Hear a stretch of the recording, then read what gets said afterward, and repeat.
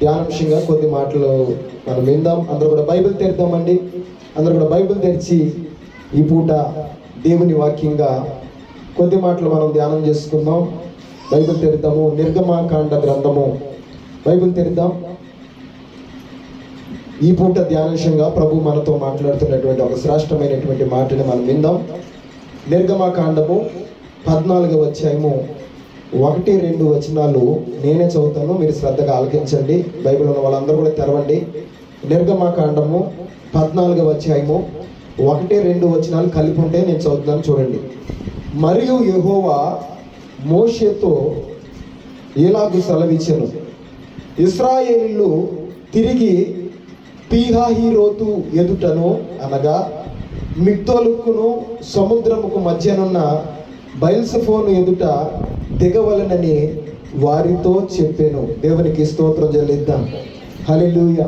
ప్రభు చదవబడిన వాక్యాన్ని మనకు అర్థమయ్యే రీతిలో బోధించును గాక. హల్లెలూయా. ప్రభునందు దేవుని బిడ్డలారా, ఈ పూట దేవుడు మనతో మాట్లాడుకున్న ఒక శ్రేష్టమైన అంశము. దాని టాపిక్ ఏంటి అంటే, నేను ఆల్రెడీ ఒక 2 సంవత్సరాల క్రితం అనుకుంటా దీన్ని కొంచెం టచ్ చేశాను. ఎందుకనో ఈ భయంకరమైన దినాల్లో దేవుడు నాకు మరలా ఈ వాక్యాన్ని ప్రేరేపణించాడు కనుక దీన్ని మరలా తీసుకోవడం జరిగింది. ప్రభునందు మీరు మీద శ్రద్ధగా ఆలకించండి. చదవబడిన వాక్యంలో ఒక మాట ఉంది, ఏంటంటే బయల్స్ ఫోను అనేటువంటి ఒక మాట. ఏం ఫోన్ అంట? బయల్స్. ఓపో ఫోన్ కాదు, మనం వాడుకున్న ఫోన్ గురించి దేవుడు మాట్లాడతలేదు. బయల్స్ ఫోన్ అన్న మాటకు అర్థం ఏంటంటే జాగరూకత లేకపోతే జాగ్రత్త అనేటువంటి అర్థం వస్తుంది. దేవునికి స్తోత్రం చెల్లిద్దాం. దేవుడు కొన్ని జాగ్రత్తలు చెప్తున్నాడు. అక్కడ ఏం చెప్తున్నాడంటే జాగ్రత్తలు. ఇశ్రాయేలు ప్రజలు ప్రభునందు దేవుని బిడ్డలారా, ఐగుప్తులో మరి ఐగుప్తులో ఉన్నటువంటి ఆ దినాలలో దేవుడు మోషేని పంపించి ఐగుప్తు ప్రాంతం నుండి ఇశ్రాయేలుకి మరి ఆ నిర్గమం ప్రకటించాడు, విడుదల ప్రకటించినప్పుడు వాళ్ళు ఐగుప్తులో నుండి వాళ్ళు ఉన్నటువంటి ఆ గోషేను అనేటువంటి పట్టణం నుండి బయలుదేరి వాళ్ళు బయటకు వచ్చారు. చాలా మజిలీలు చేశారు. వీళ్ళు చాలా చోట్ల ఆకుంటా వెళ్తున్నారు. అయితే ఐగుప్తులో నుండి బయటకు వచ్చిన తర్వాత వీళ్ళు మొట్టమొదటి మజిలీ ఎక్కడ చేశారు అంటే, దేవుడు చెప్తున్నాడు, మీరు ఆ బయల్సెఫోను అనేటువంటి స్థలం దగ్గర మీరు ఏం చేయండి అంటే ఆగండి, మీరు అక్కడ దిగండి అని చెప్పి దేవుడు చెప్పాడు. ఎందుకయ్యా అక్కడ దిగమన్నాడు అని కనుక మనం ఆలోచన చేస్తే, అప్పటి వరకు ప్రభువును దేవుని బిడ్డలారా, ఇశ్రాయేలీ ప్రజలు భయంకరమైనటువంటి బానిసత్వంలో ఉన్నారు. దేవుని మహాకృపను బట్టి 10 అద్భుతాలు చేసి దేవుడు గొర్రెపిల్ల వధించబడి గొర్రెపిల్ల రక్తంలో విడిపించి వాళ్ళందరిని కూడా దేవుడి స్థానం వాగ్దాన దేశమైనటువంటి కనానికి నడిపిస్తున్నటువంటి ఆ సమయంలో వాళ్ళు ఐగుప్తు నుండి బయటకు వచ్చేసారు. బయటకు వచ్చేసిన తర్వాత వాళ్ళ మజిలీ ఎక్కడ ఆగిందంటే ప్రభు చెప్పాడు, మీరు బయల్సెఫోన్ దగ్గర ఏం చేయండి అంటే ఆగండి. వాళ్ళు ఎదుటి ఎక్కడైతే ఆగారో బయల్సెఫోన్ అనే స్థలం ఎక్కడైతే ఉందో దానికి ఎదురుకుండా ఏముంది అంటే ఒక భయంకరమైనటువంటి ఎర్ర సముద్రం అనే సమస్య వాళ్ళ ముందు ఉంది. దేవునికి స్తోత్రం చెల్లిద్దాం. చెప్పాలి, ఏముంది? ఎర్ర సముద్రము వాళ్ళ ముందుంది. దేవుడు చెప్తున్నాడు, ఇదిగో ఈ ఎర్ర సముద్రాన్ని మీ పక్షంగా నేను పాయలు చేయబోతున్నా. ఏం చేయబోతున్నాను? ఎర్ర సముద్రం లాంటి భయంకరమైన పరిస్థితిని నేను పాయలు చేయబోతున్నా. అయితే ఈ కార్యాన్ని మీ జీవితంలో మీరు చూసే ముందుగా మీరు కొన్ని జాగ్రత్తలు తీసుకోవాలని చెప్పి దేవుడు వాళ్ళని బయల్సెఫోను అనే ప్రాంతంలో నిలబెట్టాడు. దేవునికి స్తోత్రం చెల్లిద్దాం. ఏం చెప్తున్నాడు వాళ్ళకి అంటే కొన్ని జాగ్రత్తలు చెప్తున్నాడు. ఈరోజు ప్రభునందు దేవుని బిడ్డలారా, జాగ్రత్తలు ఎప్పుడు చెప్తాం? మన పిల్లలు ఉన్నారండి, మన పిల్లలకి అప్పుడప్పుడు మనం ఏం చెప్తామా అంటే జాగ్రత్తలు చెప్తామా చెప్పమా? వాళ్ళ క్షేమాన్ని కోరుకున్నటువంటి నా బిడ్డలు బాగుండాలన్న ప్రతి తల్లిదండ్రులు కూడా తన బిడ్డల విషయంలో ఏం చెప్తారా అంటే జాగ్రత్తలు చెప్తారు. ఏది మంచో ఏది ఎక్కడికి వెళ్ళాలో ఎక్కడికి వెళ్ళకూడదో ఎలా ఉండాలో వాళ్ళకి ఏం చెప్తారంటే జాగ్రత్తలు చెప్తారు. ఆ మధ్యకాలంలో ఆ మేదండ్రపాలెం ఈ కాలం గట్ట అంట పులి సంచరిస్తుంది అని చెప్పి గవర్నమెంట్ వారు కొన్ని ఏం చెప్పారంటే జాగ్రత్తలు చెప్పారు. పలానా ప్రాంతంలో ఏం తిరుగుతున్నాయంటే పులి అడుగులు కనపడి, పులి సంచరించినటువంటి జాడలు కనపడి, మరి అక్కడక్కడ ఫోటోలు తీసుకొచ్చేసి ఇది ఎక్కడ దిగి ఇది మీ కాలువ గట్టు అన్నారు. అదేవిధంగా ఆ రోడ్డు పక్కన ఎక్కడో పడుకుని ఉంటే ఇది మన భీమడోళ్ళే రోడ్డు పక్కన అని చాలా చెప్పారు, కానీ ప్రభుత్వం పిల్లరా అది నిజమో కొట్టుతో మనకైతే తెలియదు. కానీ అటువంటి పర్టికులర్ సమయంలో అందరికీ కూడా గవర్నమెంట్ వారు కావచ్చు, పోలీసు వారు కావచ్చు, ఆ చుట్టుపక్కల ప్రాంతంలో ఉన్న వారికి ఏం చెప్పారు అంటే జాగ్రత్త చెప్పారు. ఎందుకంటే మన ప్రాంతంలో ఒక చిరుత పులి లేకపోతే ఒక పులి ఏం చేస్తున్నాయంటే సంచరిస్తుంది, కనుక మీరు ఎట్లా ఉండండి అంటే జాగ్రత్తగా ఉండండి అని చెప్పి జాగ్రత్తగా చెప్పారు. ఇంకా ప్రభుత్వం ఇంకా మీకు చెప్పాలంటే 2019 సంవత్సరం డిసెంబర్లో చైనాలో వుహాన్ అనే ప్రాంతంలో సిటీలో ఒక భయంకరమైనటువంటి వైరస్ పుట్టింది. ఆ వైరస్ని ఏమన్నారు అంటే కరోనా. ఏంటది? నాకు అప్పుడప్పుడు అనిపిద్ది ఈ తుఫాన్లకి వచ్చేటువంటి ఈ జబ్బులకి రోగాలకి ఆ పేర్లు ఒకటి పెడతాడో కానీ ఒకసారి చూడాలనుకుంది. తుఫాన్లకి మంచి మంచి పేర్లు పెడతారు వచ్చి వాటికి, ఉదుద్ తుఫాన్ అని, లైలా తుఫాన్ అని రకరకాల పేర్లు పెడతా ఉంటారు. అసలు ఆ పేర్లు ఎట్లా వస్తాయి వాళ్ళకి కూడా తెలియదు. దీనికి ఏమని పేరు పెట్టారంటే 2019 సంవత్సరంలో డిసెంబర్ నెల ఆఖరిన వుహాన్ అనేటువంటి సిటీలో చైనాలో ఈ యొక్క వైరస్ మొట్టమొదటిగా అక్కడ పుట్టిందంట. అక్కడ కనుగొన్నారంట. ఏ వైరస్ అయ్యాయంటే అది COVID-19. ఎందుకన్నారంటే 2019 సంవత్సరంలో ఆ యొక్క వైరస్ ఈ యొక్క భూమి మీదకి వచ్చింది కనుక దాన్ని ఏమన్నారంటే COVID-19 అన్నారు, కరోనా. అక్కడ నుండి ప్రభుత్వం పిల్లరా అనుకున్నారు ఆ ప్రాంతంతో ఆగిపోద్దని. చాలా వచ్చినాయి, కలరా వచ్చింది, మలేరియా వచ్చింది, డెంగ్యూలు వచ్చినాయి, స్వైన్ ఫ్లూ వచ్చినాయి, ఎబోలా అని చాలా రకాల వ్యాధులు వచ్చినాయి కానీ అవి కొన్ని ప్రాంతాలకే పరిమితమైనవి, అందరికీ రాలేదు అని చెప్పి ఆనాటి కాలంలో అది వచ్చిన కొత్తలో చాలా దేశాలు వారు లైట్ తీసుకున్నారు. కానీ అదేం చేసిందంటే ఒక చైనాలో వుహాన్తో వదిలిపెట్టకుండా మొత్తం ప్రపంచం మొత్తాన్ని చుట్టేసింది. ప్రభుత్వం దేవుని బిడ్డలారా ఈ కరోనా సమయంలో చాలా మంది వాళ్ళకి ఆధారమైన వారిని ఏం చేశారంటే కోల్పోయారు. చాలా మంది జీవితాల్లో ప్రభుత్వం దేవుని బిడ్డలారా 100లో దగ్గరగా 40% కుటుంబాల్లో అది కన్నీటినే మిగిలి చెల్లిపోయింది. ఎందుకు చెప్తున్నాను అంటే అలాంటి పరిస్థితుల్లో గవర్నమెంట్ వారందరూ కూడా మరి సమాజానికి ఏం చెప్పింది అంటే కొన్ని జాగ్రత్తలు మీరు తీసుకోండి, ఇంట్లో నుండి మీరు బయటికి రావద్దు, లాక్డౌన్ అన్నారు మోడీ గారు. ఏం చేశారు? అందరు కూడా పల్లెటూరులో తిరిగేశారు, కానీ సిటీల్లో బయటకు వస్తే పోలీసులు ఎక్కడ కనపడినా అక్కడ భయంకర. ఆ మధ్యకాలంలో యూట్యూబ్లో అన్నీ అయ్యే వీడియోలు ఉండేవి. పోలీసులు బయటకు వచ్చిన వాళ్ళు కొట్టే వీడియోలు. ఆడవాళ్ళని లేదు, మగవాళ్ళని లేదు, ఎవరు పడతారు అసలు బయటకు వెళ్ళిపోతున్నారని కొట్టేశారు. అయితే ప్రభుత్వం దేని ఎందుకు ఈ జాగ్రత్తలన్నీ మాస్క్ పెట్టుకోండి, అదేవిధంగా డిస్టెన్స్ మనిషికి డిస్టెన్స్ పాటించండి, చేతికి గ్లౌజులు వేసుకోండి, శానిటైజర్ వాడండి అని చెప్పి అందరూ చాలా జాగ్రత్తలు చెప్పారు. అదేవిధంగా అది వచ్చిన కొత్తలో అందరూ ఇంటికి వచ్చి దీపాలు వెలిగించమంటే ఏమేం చేసాం? దీపాలు వెలిగితే ఏమైనా కరోనా తగ్గుద్దామని. ఇంకోసారి అన్నాడు ఆ డెక్సాలు లేకపోతే ఆ గట్లు పట్టుకుని టక కొట్టమన్నాడు. అవి చేసాం, అవి కొడితే ఏమైనా తగ్గుద్దామని చెప్పి దీపాలు వెలిగించాం, అదేవిధంగా గట్లతో కొట్టాం. ఏదైనప్పటికీ అవన్నీ ఎందుకయ్యా అంటే మన మీదకి ఒక భయంకరమైన ఏమొచ్చింది అంటే సూక్ష్మక్రిమి మన మీద దాడి చేసిన ఒక రోగం వచ్చి ఒక భయంకరమైనటువంటి డిసీజ్ మన ప్రాంతం అంతా అలిగిపోయింది. దాని నుండి మీరు రక్షించబడాలి అంటే మీరందరూ కూడా ఏం చేయాలంటే కొన్ని జాగ్రత్తలు తీసుకోవాలని చెప్పి డిస్టెన్స్ అని, మూతికి మాస్క్ అని, అదేవిధంగా ఏనాడు పెట్టుకోవాలి ప్రతి ఒక్కరు కూడా మాస్క్ పెట్టేశారు.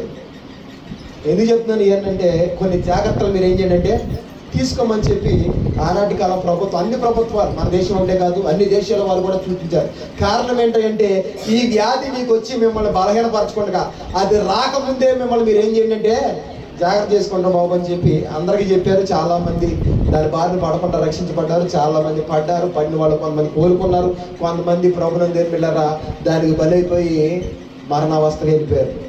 అది ఎంత భయంకరమైంది అంటే మనకు తెలుసు, అందరూ తెలుసు, బాలసుబ్రహ్మణ్యం గారు అనే ఒక మంచి పాటలు పాడే మరి సింగర్ అందరూ తెలిసిందే. ఆయన ఇదే కరోనాతో హాస్పిటల్లో జాయిన్ అయ్యాడంట. హాస్పిటల్లో జాయిన్ అయినప్పుడు దేవుని పిల్లరా చాలా మరి కరోనా అయితే తగ్గిపోయింది, కానీ ఆ కరోనా లోన్ ఉన్నటువంటి ఊపిరితిత్తులు పట్టేసేసి ఊపిరితిత్తులు డిసీజ్ వచ్చి దగ్గరగా హాస్పిటల్లోనే ఆయన చనిపోయాడు. ఆయనకి హాస్పిటల్కి అయినటువంటి బిల్లు ఖర్చు దగ్గరగా 3 కోట్ల రూపాయలు అయిందంట. ఎంత అయింది చెప్పాలి? ఎంత అయింది? 3 ఏంటి అయింది? హాస్పిటల్ బిల్లు 3 కోట్లు అయింది, కానీ క్షేమంగా అతని ఇంటికి రాలేకపోయాడు.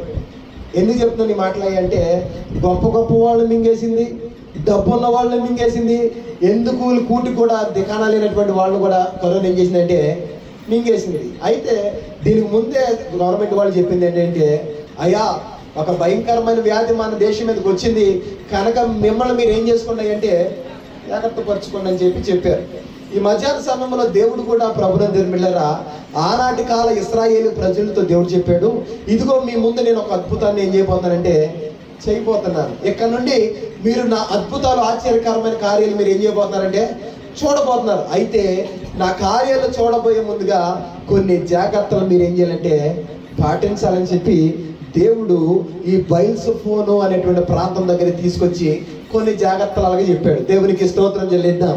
అయితే కొత్త నిబంధన సార్వత్రిక దేవుని సంఘములో ఆయన వాక్యం చేత నడిపించబడుతున్నటువంటి ఈ యొక్క దినాల్లో ఉన్నటువంటి మనతో కూడా దేవుడు కొన్ని జాగ్రత్తలు చెప్పాలని దేవుడు ఆశపడుతున్నాడు. దేవునికి స్తోత్రం చెల్లిద్దాం. బయల్సెఫోన్ దగ్గర లాగమన్నాడు. బయల్సెఫోన్ అన్న మాటకు అర్థం ఏంటంటే అదొక ప్రదేశం, అదొక ప్రాంతం. అది ఫోన్ అనుకోవద్దు, ప్రభునందు బిడ్డలారా, అదొక ప్రదేశం. అది ఆ ప్రాంతంలో ఇశ్రాయేలు ఉండమన్నాడు. వాళ్ళకు కొన్ని జాగ్రత్తలు దేవుడు చెప్పాడు. అయితే ఈ సార్వత్రిక నూతన కొత్త నిబంధన సంఘంలో ఉన్నటువంటి మనతో కూడా ప్రభునందు బిడ్డలారా కొన్ని జాగ్రత్తలు దేవుడు చెప్తున్నాడు. దేవునికి స్తోత్రం చెల్లిద్దాం. ఏంటి ఆ జాగ్రత్తలో? ఆ జాగ్రత్తలు కూడా మనం కూడా తీసుకుంటే ఆనాడు జాగ్రత్తలు తీసుకున్న వాళ్ళకి చాలా మందికి కరోనా రాకుండా ఏ విధంగా కాపాడబడ్డారో ఈ జాగ్రత్తలు తీసుకున్న మనకు కూడా లోకంలో కలిసిపోకుండా దేవుని ఆశీర్వాదాలు పొందుకోవడానికి ఈ యొక్క జాగ్రత్తలు మనకి దోహదపడతాయి. దేవునికి స్తోత్రం చెల్లిద్దాం. కనుక ప్రభునందు బిడ్డలారా ఈ మధ్యాహ్న సమయంలో ఆ జాగ్రత్తలు ఏంటో మనకు కావలసిన ఆ జాగ్రత్తలు ప్రభు ఏం చెప్తున్నాడో కొద్ది నిమిషాలు వాక్యపు లోతుల్లో నుండి మనం తెలుసుకుందాం. ప్రభునందు బిడ్డలారా ఒక వ్యక్తి చెప్పే జాగ్రత్త ఎదుటి వ్యక్తికి ప్రయోజనం చేకూరుస్తుంది. దేవునికి స్తోత్రం చెల్లిద్దాం. దేవుడే ఈ రోజు మనకి ఏం చెప్తున్నాడండి? కొన్ని చెప్పాలి. ఏం చెప్తున్నాడు? జాగ్రత్త. ఇప్పుడు మీ ఇంట్లో నుండి మీ కుమార్తెతో కొడుకు మరి మీ కూతురు మీ కొడుకు బయటికి ఏదైనా పని మీద కొన్ని దినాలు ఉండడానికి వెళ్తుంటే వెళ్ళేటప్పుడు వాళ్ళకి ఏం చెప్తారు? చెప్పాలి. ఏం చెప్తారు? జాగ్రత్తగా మా జాగ్రత్తకుండా అలా ఉండకూడదు, ఇలా ఉండకూడదు, అక్కడ వెళ్ళగాడు ఇక్కడ కూడా ఏదో వాళ్ళ మంచి చేకూర్చేటువంటి పనులు. మగ పిల్లడైనా ఆడపిల్లలని ఇంట్లో నుండి బయటకు వెళ్తుండగా ఏం చెప్తారండి? జాగ్రత్త చెప్తాడు. అంతెందుకండి పెళ్లి చేసి పంపిస్తున్నప్పుడు కుమార్తె కూడా ఏం చెప్తారు అంటే జాగ్రత్తలు చెప్తారు. కంపల్సరీ తల్లి చెప్పుద్ది. ఒకవేళ తల్లి కాకపోతే వాళ్ళ ఇంట్లో ఉన్న మేనతో పెద్దవాళ్ళు ఎవరో వెళ్ళే ముందు ఆవిడకి ఏం చెప్తారు అంటే జాగ్రత్తలు చెప్తారు. అమ్మా ఇప్పటి వరకు తల్లిదండ్రుల నుండి పెరిగావు, ఇక్కడ ఉన్న నీకు ఏదైనా సరే మీ తల్లిదండ్రులు చూసుకున్నారు, ఇప్పుడు నువ్వు వేరే ఇంటికి వెళ్తున్నావు కనుక నువ్వు అక్కడ ఎలా ఉండాలి అని చెప్పి సమస్తము కూడా చెప్పి ఏం చేస్తారంటే జాగ్రత్తలు చెప్పి వాళ్ళనే పంపిస్తారు. అయితే ఈరోజు ఈ కొత్త నిబంధన ఆయన రక్తంలో కడగబడి ఆయన మార్గంలో నడుస్తున్న మనకు కూడా మన దీవెన కోసం మన కుటుంబాలు బాగుండాలని మన జీవితాలు బాగుండాలని దేవుడు కొన్ని జాగ్రత్తలు మనకి ఇప్పుడు చెప్పాలని ఆశపడుతున్నాడు. దేవునికి స్తోత్రం చెల్లిద్దాం. ఇవి చాలా మంది చెప్పుకోవాలని దగ్గర నేను చూసినప్పుడు 10 ఎన్నో వచ్చినాయి నాకు. అవన్నీ చెప్పడానికి నాకు టైం లేదు, కానీ ఒక 3 జాగ్రత్తలు మనకు పనికొచ్చి నేను చెప్తాను. శ్రద్ధగా ఆలకించండి. తప్పకుండా ఈ వాగ్దానాలు లేకపోతే ఈ జాగ్రత్తలు ఎవరైతే పాటిస్తారో వాళ్ళ జీవితంలో నా దేవుని హస్తము తోడయుండును గాక. హల్లెలూయా, హల్లెలూయా. చూద్దామండి మొదటి జాగ్రత్త ఏంటో, ఏం చెప్తున్నాడో. ఈ జాగ్రత్త అనేటువంటి ఈ యొక్క బయల్సెఫోన్ అన్న మాటకి జాగ్రత్త అనేటువంటి అర్థం వస్తే ఈ జాగ్రత్త అనేటువంటి దాని మీద కొన్ని విషయాలు మనం ఈరోజు జ్ఞాపకం చేసుకుందాం. మొట్టమొదటిగా అపోస్తలుడైన పౌలు హెబ్రీయులకు రాసినటువంటి పత్రిక 12వ అధ్యాయంలో నుండి మరి ఒక మాట నేను చదువుతున్నాను. మీరు శ్రద్ధగా చూడండి. బైబిల్లో ఉన్న వాళ్ళందరూ కూడా చూడండి. నేను చదువుతున్నాను అదే మాట. మీరు 12వ అధ్యాయంలో నుండి అపోస్తలుడైన పౌలు మొట్టమొదటి జాగ్రత్త ప్రభు చెప్తున్న మాట. అపోస్తలుడైన పౌలు హెబ్రీయులకు రాసినటువంటి పత్రిక 12వ అధ్యాయము 16వ వచనం చదువుతున్నాను. నేను చదువుతుంది అలా ఉందో లేదో అందరూ కూడా గమనించండి. అపోస్తలుడైన పౌలు హెబ్రీయులకు రాసిన పత్రిక 12వ అధ్యాయము 16వ వచనం చదువుతున్నాం. ఒక పూట కూటి కొరకు తన జ్యేష్ఠత్వపు హక్కును అమ్మివేసిన ఏశావు వంటి భ్రష్టుడైనను వ్యభిచారి అయినను ఉండునేమో అని జాగ్రత్తగా చూచుకోండి. దేని గురించి మనం మాట్లాడుతున్నాం? చెప్పాలి. దేని గురించి అంట? చెప్పాలి. దేని గురించి? అందరూ చెప్పాలి. దేని గురించి మాట్లాడుతున్నాం మనము? దేవుడు చెప్తున్న జాగ్రత్తల గురించి మాట్లాడుతుంటే మొట్టమొదటి జాగ్రత్త మొదటి మాట ఏం చెప్తున్నాడంటే ఒక పూట కూటి కోసము తన జ్యేష్ఠత్వపు హక్కును ఏం చేశాడంటే అమ్మివేసిన ఏశావు వంటి భ్రష్టుడైనను వ్యభిచారి అయినను ఉండునేమో అని జాగ్రత్తగా ఎవరు చెప్తుంది ఈ మాట? మనకే చెప్తున్నాడు. ప్రభునందు దేవుని బిడ్డలారా, అసలు భ్రష్టత్వం అంటే ఏంటి? భ్రష్టత్వం అంటే ఏంటి? ఇక్కడ చెప్తున్నాడు, ఏమైపోయాడంట ఏశావు? భ్రష్టుడైపోయాడంట. భ్రష్టుడు అంటే అర్థం ఏంటంటే, ప్రభునందు చెప్తే కూడా వినటువంటి, వెనక శోధనలో పడ్డ వాళ్ళు ఏమంటారు అంటే భ్రష్టుడు అంటారు. ఇప్పుడు తల్లిదండ్రులు చెప్తున్నా చేయకూడదురా, అలా ఉండరా, చేతం ఏంటి అని చెప్పి తల్లిదండ్రుల మాటను కూడా ధిక్కరించి కష్టాల పాలైపోయిన వాడిని ఏమంటారు అంటే భ్రష్టుడు అంటారు. మరి 100% ప్రభునందు దేవుని బిడ్డలారా, ఈ భ్రష్టత్వం అనే మాటకు ఉదాహరణ అదే. చెప్పిన తల్లిదండ్రులు చెప్పి హెచ్చరిస్తున్నాను కూడా దాటి వెళ్ళిపోయి కష్టాల్లో పడిపోయిన వాడిని కూడా ఏమంటారు అంటే భ్రష్టుడు అంటారు. ఈరోజు దేవుడు చెప్తున్నాడు, ప్రభునందు దేవుని బిడ్డలారా, ఒక భ్రష్టుడు మన ముందు పెట్టి దేవుని వాక్కు సెలవిస్తుంది. ఏమంటుందయ్యా అంటే, ఏశావు లాంటి భ్రష్టుడు మీలో ఉన్నాడేమో చూసుకుని మీరు ఎట్లా ఉన్నాడంటే మరి జాగ్రత్తగా ఉండండి. ఏంటి ఏశావులో ఉన్నటువంటి భ్రష్టత్వం? ప్రభునందు దేవుని బిడ్డ, ఒక్కొక్కసారి నేను చూస్తే మన కోణంలో కనుక ఆలోచిస్తే ఏశావులో ఏ భ్రష్టత్వం అనేది నాకు కనపడలా. కానీ దేవుని దృష్టిలో ఆలోచిస్తే యాక్చువల్గా చెప్పాలంటే మోసం చేసింది ఎవరో? తమ్ముడా, అన్న, తండ్రిని ఎవరు మోసం చేశారండి? చెప్పాలి. ఎవరు మోసం చేశారు? యాకోబు మోసం చేశాడా తండ్రిని? ఏశావు మోసం చేశాడా? ఏశావు తన తండ్రి అని చెప్పాడో చేయడానికి వెళ్ళాడు. కానీ ఇక్కడ అబద్ధం ఆడింది, తండ్రిని మోసపుచ్చింది, అన్నకు రావాల్సిన ఆశీర్వాదాలు పట్టుకుపోయింది ఎవరో? యాకోబు పట్టుకెళ్ళిపోయాడు, ఏశావు కాదు కదా. యాకోబు దొంగతనం చేశాడు, యాకోబు మోసం చేశాడు, యాకోబు తన అన్నకు రావాల్సిన ఆశీర్వాదాలన్నీ కూడా పట్టుకెళ్ళిపోయాడు. ఒకవేళ శాపం గట్ట రావాల్సి వస్తే ఎవరికి రావాలి? యాకోబుకు రావాలి. కానీ ఎవరికి వచ్చినాయి అంటే ఏశావుకు వచ్చింది. ఇక్కడ దేవుడు అన్నాడు, పూట కూటు కోసం తన జ్యేష్ఠత్వాన్ని ఏం చేశాడంట? అమ్మివేశాడు. ఈరోజు ప్రభునందు దేవుని బిడ్డలారా, చిన్న వాటి కోసమే దేవుని కార్యాలను దూరం అయిపోయేవాళ్ళు. కూటు కోసమే చెప్పట్లేదు. కానీ ఈరోజు ప్రభునందు, ఒక రోజున ఏశావు అరణ్యంలోకి వెళ్ళాడు. వాడు మరి చిన్నప్పటి నుండి వాడు పని ఏంటంటే అరణ్యంలోకి వెళ్ళడం, వేటాడి మాంసం తేవడం, ఇంట్లో వండుకోవడం, వాడు తినడం, ఇంట్లో ఉన్న తల్లిదండ్రులు పెడతాం. ఇదే ఎప్పుడు కూడా లోకం మీద ఉండేవాడు మనోడు. కానీ ఇస్సాకు ఎప్పుడు కూడా, యాకోబు ఎప్పుడు కూడా ఎక్కడ ఉండేవాడు అంటే ఇంట్లో తల్లి చాటుని పెరిగేవాడు కనుక తల్లి చేసే వంటల గట్ట మనోడు కూడా అబ్బిని. ఒక రోజున ఏం చేస్తున్నాడంటే ఎండలో కూర్చుని చిక్కుడుకాయలు కూర వండుతున్నాడంట. తల్లి ఉన్నట్లుగా లేదు. ఎవరు వండుతున్నారు అక్కడ? యాకోబు వండుతున్నాడు. ఏం వండుతున్నాడు అంటే గోరు చిక్కుడుకాయలు కూర వండుతున్నాడు. అది ఎర్రగా ఉంది, మంచి ఎండలో వండుతున్నాడు మనోడు. పొయ్యి మీద పెట్టి వండుతున్నాడు. ఇలాంటి సమయంలో ఆ మనోడు వేటాడటానికి వెళ్ళాడు. వేటాడాడు అక్కడికి మొత్తం అరణ్యం అంతా తిరిగాడు. కానీ అలసిపోయాడు. కానీ ఇంకేమీ దొరకలు. అటువంటి పరిస్థితుల్లో వేటాడి ఏమీ దొరక ఇంటికి వచ్చేసేపాటికి అలసటతో ఉన్నాడు, ఆకలితో ఉన్నాడు. ఇటువంటి పరిస్థితుల్లో ప్రభునందు దేవుని బిడ్డలారా, ఎదురుగుండా తమ్ముడు ఏం చేస్తున్నాడు అంటే చెప్పాలి. ఏం చేస్తున్నాడు? చిక్కుడుకాయ కూర వండుతా ఎండలో కూర్చుని చక్కగా వండుతున్నాడు. తల్లి దగ్గర నేర్చుకున్నాడేమో, చక్కగా బాగా వండుతూ నేర్చుకున్నాడు మనడు. ఎండలో కూర్చొని వండుతుంటే ఆకలితో వచ్చిన వాడికి ఏం కనపడింది అంటే ఎర్రగా ఉన్నటువంటి చిక్కుడుకాయ కూర కనపడింది.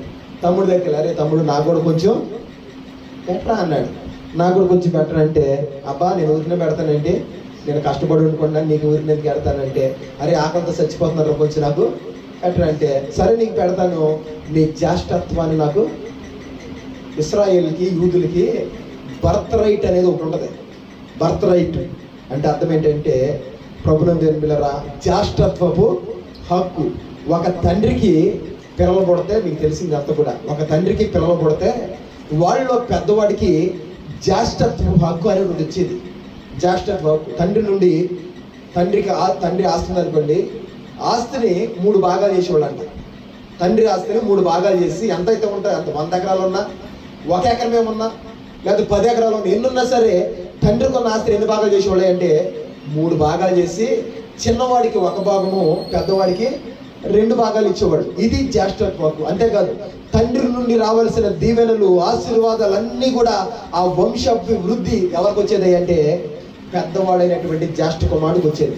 యాక్చువల్గా ప్రభునందు దేవుని బిడ్డలారా, తండ్రికి మరి కుమారుడికి రావాల్సినటువంటి, ఆ పెద్ద కుమారుడికి రావాల్సినటువంటి ఆశీర్వాదాలు, పెద్ద కుమారుడికి రావాల్సినటువంటి తండ్రి ద్వారా దీవెనలు, అవి పెద్ద కుమారుడికే రావాలి. కానీ మన బైబిల్లో కనుక గమనిస్తే అబ్రహాము నుండి ఇస్సాకు వచ్చినాయి. ఇస్సాకు నుండి ఎవరికి రావాలి? అసలు యాక్చువల్గా పెద్ద కుమారుడు అయినటువంటి ఏశావుకు రావాలి. కానీ మీరు గమనించండి, ఇస్సాకు కాడి నుండి మనకి ఎవరి పేరు ఎక్కువ వినపడతాయి అంటే యాకోబు పేరు వినపడద్ది. యేషోవు పేరు కనుమరుగైపోయింది. ఎందుకంటే తండ్రి ద్వారా ప్రభునందు పిల్లరా ఆ గోత్రత్వాన్ని నడిపించే బాధ్యత ఎవరికి వచ్చేసింది అంటే యాకోబుకి వచ్చేసింది. యాకోబు గురించే మనకు రాయబడి ఉంటుంది. యాకోబు వంశావళి, యాకోబు పుట్టిన 12 మంది పిల్లలు, ఆ 12 మంది గోత్రకర్తలు అయ్యారు. ఈ గోత్రకర్తల్లో నుండి ప్రభునందు పిల్లరా ఒక గోత్రాన్ని దేవుడు ఎన్నుకునే వారిలో నుండి ఆ గోత్ర యోధా గోత్రం నుండి మన ప్రభు అయిన యేసయ్య ఈ లోకానికి వచ్చాడని ఏళ్ళ ఒక్క చరిత్రే బైబిల్లో రాయబడి ఉంది. కానీ వాళ్ళ గురించే దేవుడు సిద్ధపరిచాడు. కానీ యేషోవుని ఏం చేశాడంటే పక్కకు వచ్చాడు. కారణం ఏంటంటే ఒక్క పూట కూటు కోసం ఆ మధ్యాహ్న సమయంలో ఆకలితో ఉన్నాను, అలాడిపోతున్నాను, నాకు వచ్చి ఏం పెట్టాయంటే అన్నం పెట్టరు. నాకు ఆ ఎర్రగా కనపడుతున్న చిక్కుడుకాయల కూర నాకు ఇవ్వంటే ఇచ్చేస్తాను. కానీ నాకు నువ్వు ఏం ఇవ్వాలి అంటే నీకు జ్యేష్ఠత్వం హక్కు ఉంది. నువ్వు పెద్ద కొడుకు గనక తండ్రి నుండి రావాల్సిన దీవెనలు ఆశీర్వాదాలన్నీ కూడా నీ దగ్గర ఉన్నాయి. నువ్వు గనక నా జ్యేష్ఠత్వాన్ని నాకు ఇచ్చేస్తే నేను నీకు ఏమెత్తాయి అంటే చిక్కుడుకాయలు కూడా ఇచ్చేస్తాను. అంటే మనోడు ఏం చేసిన ఎవరు నేను చచ్చిపోలేకున్నాను, ఆ జ్యేష్ఠత్వం వచ్చి నన్ను వదిలేస్తుంది అంటే జ్యేష్ఠత్వాన్ని నేను నీకు ఇచ్చేస్తున్నాను, నువ్వు జ్యేష్ఠత్వాన్ని తీసుకుని నాకేమి ఇచ్చేయంటే చిక్కుడుకాయలు కొని ఇచ్చేయాలని. పూట కూటు కోసం ప్రభునందు పిల్లరా తరతరాలకి రావాల్సిన దీవెన ఆశీర్వాదాన్ని యేషోవు ఒక్క చిక్కుడుకాయల కూర కోసం తన తమ్ముడికి ఏం చేశాడంటే అమ్మేశాడు. దేవునికి స్తోత్రం చెల్లిద్దాం. ఏం పెట్టి కొనుక్కున్నాడు తెలుసా? యాకోబు జ్యేష్ఠత్వాన్ని కొనుక్కున్నాడు తన అన్న దగ్గర నుండి. ఏం పెట్టి కొనుక్కున్నాడు? వెండి పెట్టి కొనుక్కున్నాడా? వజ్రాలు పెట్టి కొనుక్కున్నాడా? బంగారం పెట్టి కొనుక్కున్నాడా? లేకపోతే తనకు రావాల్సినటువంటి తండ్రి ద్వారా రావాల్సిన ఆస్తినిచ్చి కొనుక్కున్నాడా? ఏమిచ్చి కొనుక్కున్నాడు తెలుసా? కేవలం ప్రభునందు పిల్లరా చిక్కుడుకాయల కూర ఒక పూట కూటి కోసం తిండికి ఎదురుకుండా పెట్టి తన దగ్గర నుండి ఏం పొందేసుకున్నాడంటే ఆశీర్వాదం పొంది. ఈరోజు ప్రభునందు దేవుడు చెప్తున్నాడు, అలాంటి భ్రష్టుడు మీలో ఎవరైనా ఉన్నారేమో జాగ్రత్తగా చూసుకోండి. ఏం చెప్తున్నారు? జాగ్రత్త చెప్తారు. ఈరోజు ప్రభునందు పిల్లరా చాలా మంది చిన్న విషయాల్లో తన జ్యేష్ఠత్వాన్ని ఏం చేస్తున్నారంటే సాతాను గడికి తాకట్టు పెట్టేస్తున్నారు. ఈరోజు ప్రభునందు పిల్లరా చాలా శ్రద్ధగా ఆలకించండి. ఎందుకు దేవుడు ప్రభునందు పిల్లరా ఈ మాట చెప్పాడు? ఎందుకు? ఒకవేళ నేను చెప్తే అరే దేశం అలా పాడైపోయాడు, మీరు అలా పాడవద్దని చెప్తే ఒక విధంగా ఉంటుంది. కానీ అలాంటి భ్రష్టులు మీరు ఎవరున్నారేమో జాగ్రత్తగా మీరు ఏం చేయాలంటే చూసుకోండి అని చెప్పి దేవుడు మనతోనే మాట్లాడాడు. దేవునికి స్తోత్రం చెల్లిద్దాం. ఈరోజు ప్రభునందు పిల్లరా ఒక వ్యక్తి యొక్క జ్యేష్ఠత్వ హక్కు లేదా దేవుని నుండి రావాల్సిన దీవెన ఆశీర్వాదాన్ని గండి కొట్టేసి ఏంటంటే ఈ పూట కూటి కోసం ప్రభునందు పిల్లరా చిన్న విషయాల్లో మన దేవుని సందులో రాజీ పడిపోయిన కారణాన్ని బట్టి కొన్ని సందర్భాల్లో దేవుని ద్వారా రావాల్సిన ఆశీర్వాదాలు ఏమైపోతున్నాయి అంటే ఆగిపోతున్నాయి. ఈ రోజు ప్రభునందు పిల్లరా ఆ చిక్కుడుకాయల కూర కోసం తరతరాలుగా రావాల్సిన దీవెన ఆశీర్వాదాన్ని యోషువ ఏం చేసుకున్నాడంటే పోగొట్టేసుకున్నాడు. మీరు పోగొట్టుకోవడం నాకు ఇష్టం లేదు కనుక అలాంటి వాళ్ళు కనుక మీలో ఉంటే మీరు ఏం చేయండి అంటే జాగ్రత్త పడండి అని ఈరోజు మనకి దేవుడు జాగ్రత్త చెప్తున్నాడు. దేవునికి స్తోత్రం చెల్లిద్దాం. చిన్న విషయాలు మన దృష్టిలో ఎలా ఉంటాయి అంటే చిన్నగానే ఉంటాయి. ప్రభునందు పిల్లరా చిన్నగానే ఉన్నాయి. దేవునికి విరుద్ధమైనటువంటి దేవునికి దూరంగా ప్రభునందు పిల్లరా ఈ కూడా పెద్ద దేవుడు లెక్కెడతాడేంటి అనుకుంటాం మనం. కానీ ఆ చిన్నవే దేవుని ద్వారా రావాల్సినటువంటి దీవెన మనం ఏం చేస్తుంది అంటే దూరం పరిచేస్తుంది. ఈరోజు అలాంటి చిన్నవి కూడా మన జీవితంలో ఉండకుండా మనం జాగ్రత్తగా చూసుకుందాము గాక. హల్లెలూయా. ప్రభునందు పిల్లరా నా దేవుని యొక్క ఆశ ఏంటో తెలుసా? నా దేవుని యొక్క ఆలోచన ఏంటో తెలుసా? నీ కుటుంబం దీవెనకరంగా ఉండాలి, నీ కుటుంబం ఆశీర్వాదకరంగా ఉండాలి. ఏదైనా సరే మన జీవితంలోనికి పతనాన్ని మనం తెచ్చుకోవాలి తప్ప ఏ రోజు కూడా మన కుటుంబాన్ని దేవుడు ఏం చేయడం అంటే పతనం చేసే దేవుడు కాదు. ఆశీర్వాదాలతో నింపాలనే మన దేవుడు చూస్తున్నాడు. కానీ కొన్ని సందర్భాల్లో మనం తీసుకునే చెడ్డ నిర్ణయాలు, మనం వేసేటువంటి తప్పడడుగులు ఏవైతే ఉన్నాయో ఈ తప్పడడుగులు, ఈ చెడ్డ నిర్ణయాలు దేవుని ఆశీర్వాదాన్ని పొందకుండా చేస్తున్నాయి. కనుక ప్రభునందు పిల్లరా శ్రద్ధగా ఆలకించండి. యేషోవు అంట తన జ్యేష్ఠత్వ హక్కుని ఏం చేశాడంటే అమ్మేసుకున్నాడు. కారణం దేనికైనా కేవలం చిక్కుడుకాయల కూరకి తరతరాలకు రావాల్సిన దీవెన ఆశీర్వాదాన్ని ఏం చేసుకున్నాడంటే పోగొట్టేసి. ఈరోజు ప్రభునందు పిల్లరా మనం కూడా ఒకసారి ఇక్కడ ఆగి ఆలోచించాలి. అతను చిక్కుడుకాయల కూర కోసం అమ్మేసుకుంటే మనం దేనికోసం అమ్మేసుకుంటున్నాం? మన జ్యేష్ఠత్వాన్ని, దేవునికి నుండి రావాల్సినటువంటి దీవెనల్ని దేనికోసం అమ్మేసుకుంటున్నామో ఒకసారి మనం ఆలోచించేద్దాం. కొన్ని సందర్భాల్లో చిన్న విషయాలే దేవుడు చెప్తున్న మాటలు మనకు చిన్నగా అనిపిస్తాయి. పర్లేదులే, ఈ కొద్ది కూడా దేవుడు పట్టించుకుంటాడంటవా అని చెప్పి కొన్ని సందర్భాల్లో మనం ఆలోచిస్తూ ఉంటాం. కానీ ఆ చిన్న వాటిని కూడా దేవుడు బోధనలో పెట్టి చూస్తాడు ఆయన. కనుక ప్రభుత్వం దేవుడిగారా ఒక ప్రార్థన చేసి, ప్రభువా యేషవు లాంటి భ్రష్టత్వంలోకి నేను దిగజారిపోకుండా ఏదైనా చేదైనా వేరు నాలో ఉంటే, ఏదైనా నీకు విరుద్ధమైనటువంటి అంశము నాలో ఉంటే, నీ మాటకు లోబడినటువంటి తత్వం, అది చిన్నదే కావచ్చు పెద్దదే కావచ్చు, ఏదైనా నాలో ఉంటే నీ వాక్యం ఎదుట నేను సరి చేసుకోవడానికి నాకు సహాయము చేయని ప్రభు అని చెప్పి దేవుని పాదాల దగ్గర పడాలి. మనం దేవునికి స్తోత్రం చెల్లిద్దాం. హల్లెలూయా. దేవుడు చెప్తాడు జాగ్రత్తలు, మీరు ఎలాగుండండి అంటే జాగ్రత్తగా ఉండండి, జాగ్రత్తగా ఉండండి. ఈ చిన్నలే, ఈ కొద్దివే మన యొక్క ఆశీర్వాదాన్ని ఏం చేస్తాయి అంటే లాక్కెళ్ళిపోతూ ఉంటాయి. ఏషియా విషయంలో ప్రభుత్వం తెలుపుతారా, అప్పుడు మనోడి ఉద్దేశం ఏంటో తెలుసా? అప్పుడు మనోడి ఉద్దేశం అంటే, నేను ఆకలితో ఏమైపోతున్నానంటే చచ్చిపోతున్నాను.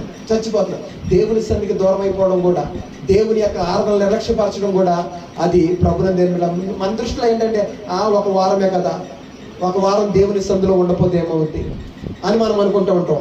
కానీ ఇది నీకు చిన్నదే, కానీ దేవునికి పెద్దదే. దేవునికి స్తోత్రం చెల్లిద్దాం. ఏషియా విషయంలో ప్రభుత్వం చిక్కుడుకాయల కూర చాలా చిన్నదే. ఆయన ఏమన్నాడు తెలుసు? దేంతో పోతున్నాడంటే, నేను ఇప్పుడు ఆకలితో ఏమైపోతున్నానంటే చచ్చిపోతున్నాను. ఈ ఆశీర్వాదం వచ్చి నన్ను ఏం చేద్దంటే వదిలేస్తా. ఒక పూట మందిరానికి వెళ్ళిపోతే ఏమన్నా అవుద్దా? నా ఇంట్లో చాలా ఇరుకులు ఉన్నాయి, నా ఇంట్లో చాలా ఇబ్బందులు ఉన్నాయి, నా ఇంట్లో చాలా సమస్యలు ఉన్నాయి. ఒక పూట మందిరానికి వెళ్ళిపోతే ఏమన్నా? దేవుడు అంటున్నాడు ప్రభునందు బిడ్డలారా, నా విశ్రాంతి దినాన్ని పరిశుద్ధంగా మనం ఏం చేయాలంటే ఆచరించాలి, తప్పదే కాదు. దేవుడు చెప్పాడు. దేవునికి స్తోత్రం చెల్లిద్దాం. కొన్ని సందర్భాలు మీరు చెప్తే నమ్మరు ప్రభునందు బిడ్డలారా. మాకు వచ్చే ఫంక్షన్లో, మాకు వచ్చే కార్యక్రమాలన్నీ ఎప్పుడు వస్తాయి తెలుసా? ఆదివారం వస్తాయి. చాలా మంది మమ్మల్ని తీసుకుంటారు. వాళ్ళు మాకు దేనికి కూడా రాట్లా, ఇందులో కూడా మాతో పాల్పొమ్మలు పంచుకుంటా. వాళ్ళు గొప్పలు అయిపోయారని, వాళ్ళు ఎదిగిపోయారని, వాళ్ళు పెద్దలు ఎవడు ఎన్ని అనుకున్నా సరే, అమ్మ మీరు ఆదివారం కాకుండా ఏ రోజున్నా సరే మేము మొత్తం ఆదివారం మా మందిరం దాటి మేము ఎక్కడికే చెప్పేది మొహమాటలు. అట్లా మా ఇంట్లో మా సొంత వాళ్ళే రక్త సంబంధికుల మధ్యలో ప్రభుత్వం దేవుని బిడ్డలారా అనేకమైన మాటలు మమ్మల్ని అనేవాళ్ళు ఉంటారు. దేవుని కోసం అందరూ పడతాం, పర్లా అవమానాలు పడదాం, పర్లా. వాళ్ళు దూరం అయిపోయినా మా బాధల. మనకు ఎవరు కావాలి అంటే దేవుడే కావాలి. దేవునికి స్తోత్రం చెల్లిద్దాం. హల్లెలూయా. ప్రభుత్వం దేవుని బిడ్డ నేనే వెళ్ళిపోగలను. వెళ్ళిపోతే ఆదివారం వెళ్తే నాకు కూడా 2000 అంత వస్తాయి, డ్యూటీకి కూలి వస్తుంది. కానీ నాకు అవి అవసరం లేదు. నాకు ఎవరు కావాలి అంటే దేవుడే కావాలి. ఒక్క పూట దేవుని సన్నిధిలో మానేసి నీ పని మానేసి దేవునికి అవకాశం ఇవ్వండి. మీరు ఎక్కడ మీ ఆశీర్వాదాలను గడిపడుకున్నారు తెలుసా? మీరు అనుకుంటారు ఒక్క పూట వెళ్ళిపోతే ఏమవుతుంది, కానీ దేవుడు దాన్నే చూసి దేవుడు ఆయన. దేవునికి స్తోత్రం చెల్లిద్దాం. తర్వాత ఆశీర్వాదం కోసం ప్రభుత్వం తెలుద్దాం. ఒకసారి అమ్మేశాడు, ఒక పూట అమ్మేశాడు భోజనానికి. తన ఆశీర్వాదాన్ని, తన జాగ్రత్తను అమ్మేసిన తర్వాత మరుసటి రోజున ఆశీర్వాదాన్ని తమ్ముడు పట్టుకెళ్ళిపోయాడు. తర్వాత వచ్చాడు ఆశీర్వాదం కోసం, జాగ్రత్తం కోసం తన యొక్క తండ్రి దగ్గర మోకరించి కన్నీరు విడిచి ప్రాధేయపడ్డాడు. ఏడ్చాడు, ప్రభు తండ్రి నన్ను దీవించు, నన్ను ఆశీర్వదించు అంటే, అయ్యా నీ ఆశీర్వాదాలన్నీ ఎవరికి ఇచ్చేసానంటే తమ్ముడికి ఇచ్చేసిన. వాడు పట్టిపోయాడు. ఒక్క ఆశీర్వాదం కూడా నీకు ఇవ్వడానికి నా దగ్గర లేదు. ప్రభుత్వం దేవుని బిడ్డలారా, హృదయం పగలగొట్టుకుని ఏడ్చిన తర్వాత దేవుని ఆశీర్వాదాన్ని యేషవు ఏం చేయలేకపోయాడంటే పొందుకోలేకపోయాడు. తర్వాత ప్రభుత్వం దేవుని బిడ్డలారా, తన జీవితంలో ఏమైపోయాడంటే అక్కడ కింద రాయబడింది, భ్రష్టుడైపోయాడంట. తర్వాత వ్యభిచారైపోయాడంట. దేవుని లెక్కలో నుండి కొట్టివేశాడంట. దేవుడు అన్నాడు బైబిల్ గ్రంథంలో లోతుల్లోకి వెళ్తూ ఉంటుంది. యోదోము అనే ప్రాంతాన్ని యోషువకి దేవుడు ఇస్తే, దేవుడు అన్నాడు యోదోము మీదకి నా చెప్పులు ఏం చేస్తానంటే విసిరి వేస్తాను, నేను అసహించుకున్నటువంటి ప్రాంతం అదని చెప్పి యోదోము గురించి భయంకరంగా దేవుడు మాట్లాడు. కారణం ఏంటంటే తన జ్యేష్ఠత్వాన్ని ఏం చేసుకున్నాడు అంటే వదిలేసుకున్నాడు. దేవుడు ఇచ్చినటువంటి ప్రేమించి ప్రభువుని దేవుని బిడ్డలారా, మీకు బైబిల్ గ్రంథంలో ఈ చరిత్రను బాగా వివరించి చెప్తే, బైబిల్ గ్రంథంలో యాకోబు ఈ యొక్క యేషవు గురించి, వీళ్ళు తల్లి గర్భంలో ఉండగానే వాళ్ళిద్దరు నేను వస్తానంటే ఇద్దరు కూడా లోపల దెబ్బలాడుకుని ప్రభువుని దేవుని బిడ్డలారా, పెద్దవాడిని యేషవు బయటకు వస్తే వాడి మడుగును పట్టుకుని వెనకాలే ఎవరు వచ్చారు తెలుసా? యాకోబు వచ్చారు. అక్కడ నుండే వీళ్ళిద్దరి మధ్యలో ఏమొచ్చిందంటే వైరం వచ్చింది. నాకు కావాలి జ్యేష్ఠత్వం, నాకు కావాలి జ్యేష్ఠత్వం అని ఇద్దరు పెరిగలాడుకుంటే ప్రభువుని దేవుని బిడ్డలారా, ఏదో విధంగా ముందు పెద్దోడు వచ్చేసాడు యేషవు. కానీ తన ఆశీర్వాదాన్ని ఏం చేసుకోలేకపోయాడంటే నిలబెట్టుకోలేకపోయాడు. ఈరోజు ప్రభువుని దేవుని బిడ్డలారా, దేవుని మహాకృపను బట్టి లోకంలో పాపంలో ఉన్న మనల్ని దేవుడు ఏం చేశాడంటే ఎన్నుకున్నాడు. తన రక్తం చేత ఏం చేశాడంటే కడుక్కున్నాడు. కడుక్కున్నటువంటి మనము ఇప్పుడు మనకి దేనికి వారసులమయ్యామంటే ఆశీర్వాదానికి వారసులమయ్యాం. యేషోవు కూడా ఆశీర్వాదానికి వారసుడయ్యాడు, జ్యేష్ఠత్వ హక్కుకు వారసుడయ్యాడు. అయితే తను తీసుకున్న ఒక్క తప్పుడు నిర్ణయం ఏదైతే ఉందో, తను చేసిన ఒక్క తప్పుడు పని ఏదైతే ఉందో, తన తరతరాలకు రావలసిన దీవెన ఆశీర్వాదాన్ని అంతటిని కూడా ఏం చేశాడంటే ఒక పూట కూటు తమ్మేశాడు అంతే. అక్కడ నుండి మీరు బైబిల్ గ్రంథంలో చూడండి, యేషోవు జీవితం పక్కెళ్ళిపోయింది. ఎవరి జీవితం వచ్చింది అంటే యాకోబు జీవితం వచ్చింది. యాకోబుని దేవుడు దీవించాడు, యాకోబుని ఆశీర్వదించాడు, గొప్ప జనంగా మార్చాడు. యాకోబు బిడ్డలు 12 మంది 12 గోత్రకర్తలు అయ్యారు. అదే గోత్రాన్ని దేవుడు ఎన్నుకున్నాడు, ఏర్పరచుకున్నాడు. యోధా గోత్రంలో నా ప్రభువుని యేసయ్య. మీరు బైబిల్ గ్రంథంలో పాత నిబంధనంతరం చదవండి, ఎవరి గురించి రాయబడి ఉంటుంది అంటే యాకోబు సంతతి గురించి రాయబడి. కొత్త నిబంధనలోకి వచ్చినా కూడా ప్రభునందు దేవులారా ఎవరి గురించి రాయబడి ఉంటుంది అంటే కేవలం యాకోబు గురించే, యాకోబు హిస్టరీ గురించి, యాకోబు పిల్లల గోత్రాల గురించే ఉంటుంది. కారణం ఏంటంటే తన ఆశీర్వాదాన్ని తనే చేతులు ఏం చేసుకున్నాడంటే పోగొట్టేసుకున్నాడు. ఈరోజు మన ఆశీర్వాదాన్ని మనం పోగొట్టుకోకుండా ఉండాలని దేవుడు కొన్ని జాగ్రత్తలు చెప్తున్నాడు. అలాంటి వాళ్ళు మీరు ఏమనుంటే ఒకసారి మీరు ఏం చేయాలంటే జాగ్రత్తగా చూసుకోవాలని ప్రభు చెప్తున్నాడు. కనుక ప్రభునందు దేవుని బిడ్డలారా చిన్న చిన్న విషయాల్లో కొంతమంది ఊరిన బూతు మాటలు మాట్లాడుతూ ఉంటారు. ఊరికినే ప్రభునందు దేవుని బిడ్డలారా మరి మనం దేవుని పిల్లలు మనం మాట్లాడే ప్రతి మాట కూడా రేపు పొద్దున దేవుడి దగ్గర లెక్క చెప్పాలి. మనం ప్రతి మాట కూడా మనం అనుకుంటాం కూటు కోసం అంటే ఆ దేవుడు తినొద్దన్న దాన్ని తిన్నాం కనుక మా శాపం వచ్చింది. తిన్నదాని గురించి పక్కన పెట్టేయండి. చిన్న చిన్న విషయాలు ప్రభునందు దేవుని బిడ్డలారా, దేవునికి విరుద్ధమైన చిన్న చిన్న కార్యాలు ప్రభునందు దేవుని బిడ్డలారా, వాటిని బట్టి మనకు రావాల్సిన దీవెన ఆశీర్వాదం ఏమవుతుందంటే దూరం అయిపోతుంది. మనకి చిన్నగానే ఉంటాయి కానీ దేవుడు భూతత్వంలో పెట్టి చూస్తూ ఉంటాడు అట్లా. కనుక మన ప్రవర్తన విషయంలో మనం ఎట్లా ఉండాలని చాలా జాగ్రత్తగా ఉండమని దేవుడు మొదటి హెచ్చరికగా చెప్తున్నాడు. మనం జాగ్రత్తగా ఉంటే, మన విశ్వాస జీవితాన్ని చక్కగా కాపాడుకుంటే, దేవుని ఆజ్ఞ మార్గంలో నడిస్తే దేవుని వాగ్దానాలను ఎవడు కూడా నీకు రాకుండా ఆపలేడు. దేవునికి స్తోత్రం చెల్లిద్దాం. ఆయన అన్నాడు కదా, నేను తెరిచిన తలుపులు నీ ఎదుట ఎవడు కూడా వేయలేడు. ఆయన తెరిస్తే ఎవడో కూడా వేయలేడండి. ఆయనే కనుక మూసేస్తే ఎవడో కూడా తెలవడు. కనుక దేవుడు మన ప్రవర్తన బట్టి మన ద్వారాలు తెరచును గాక.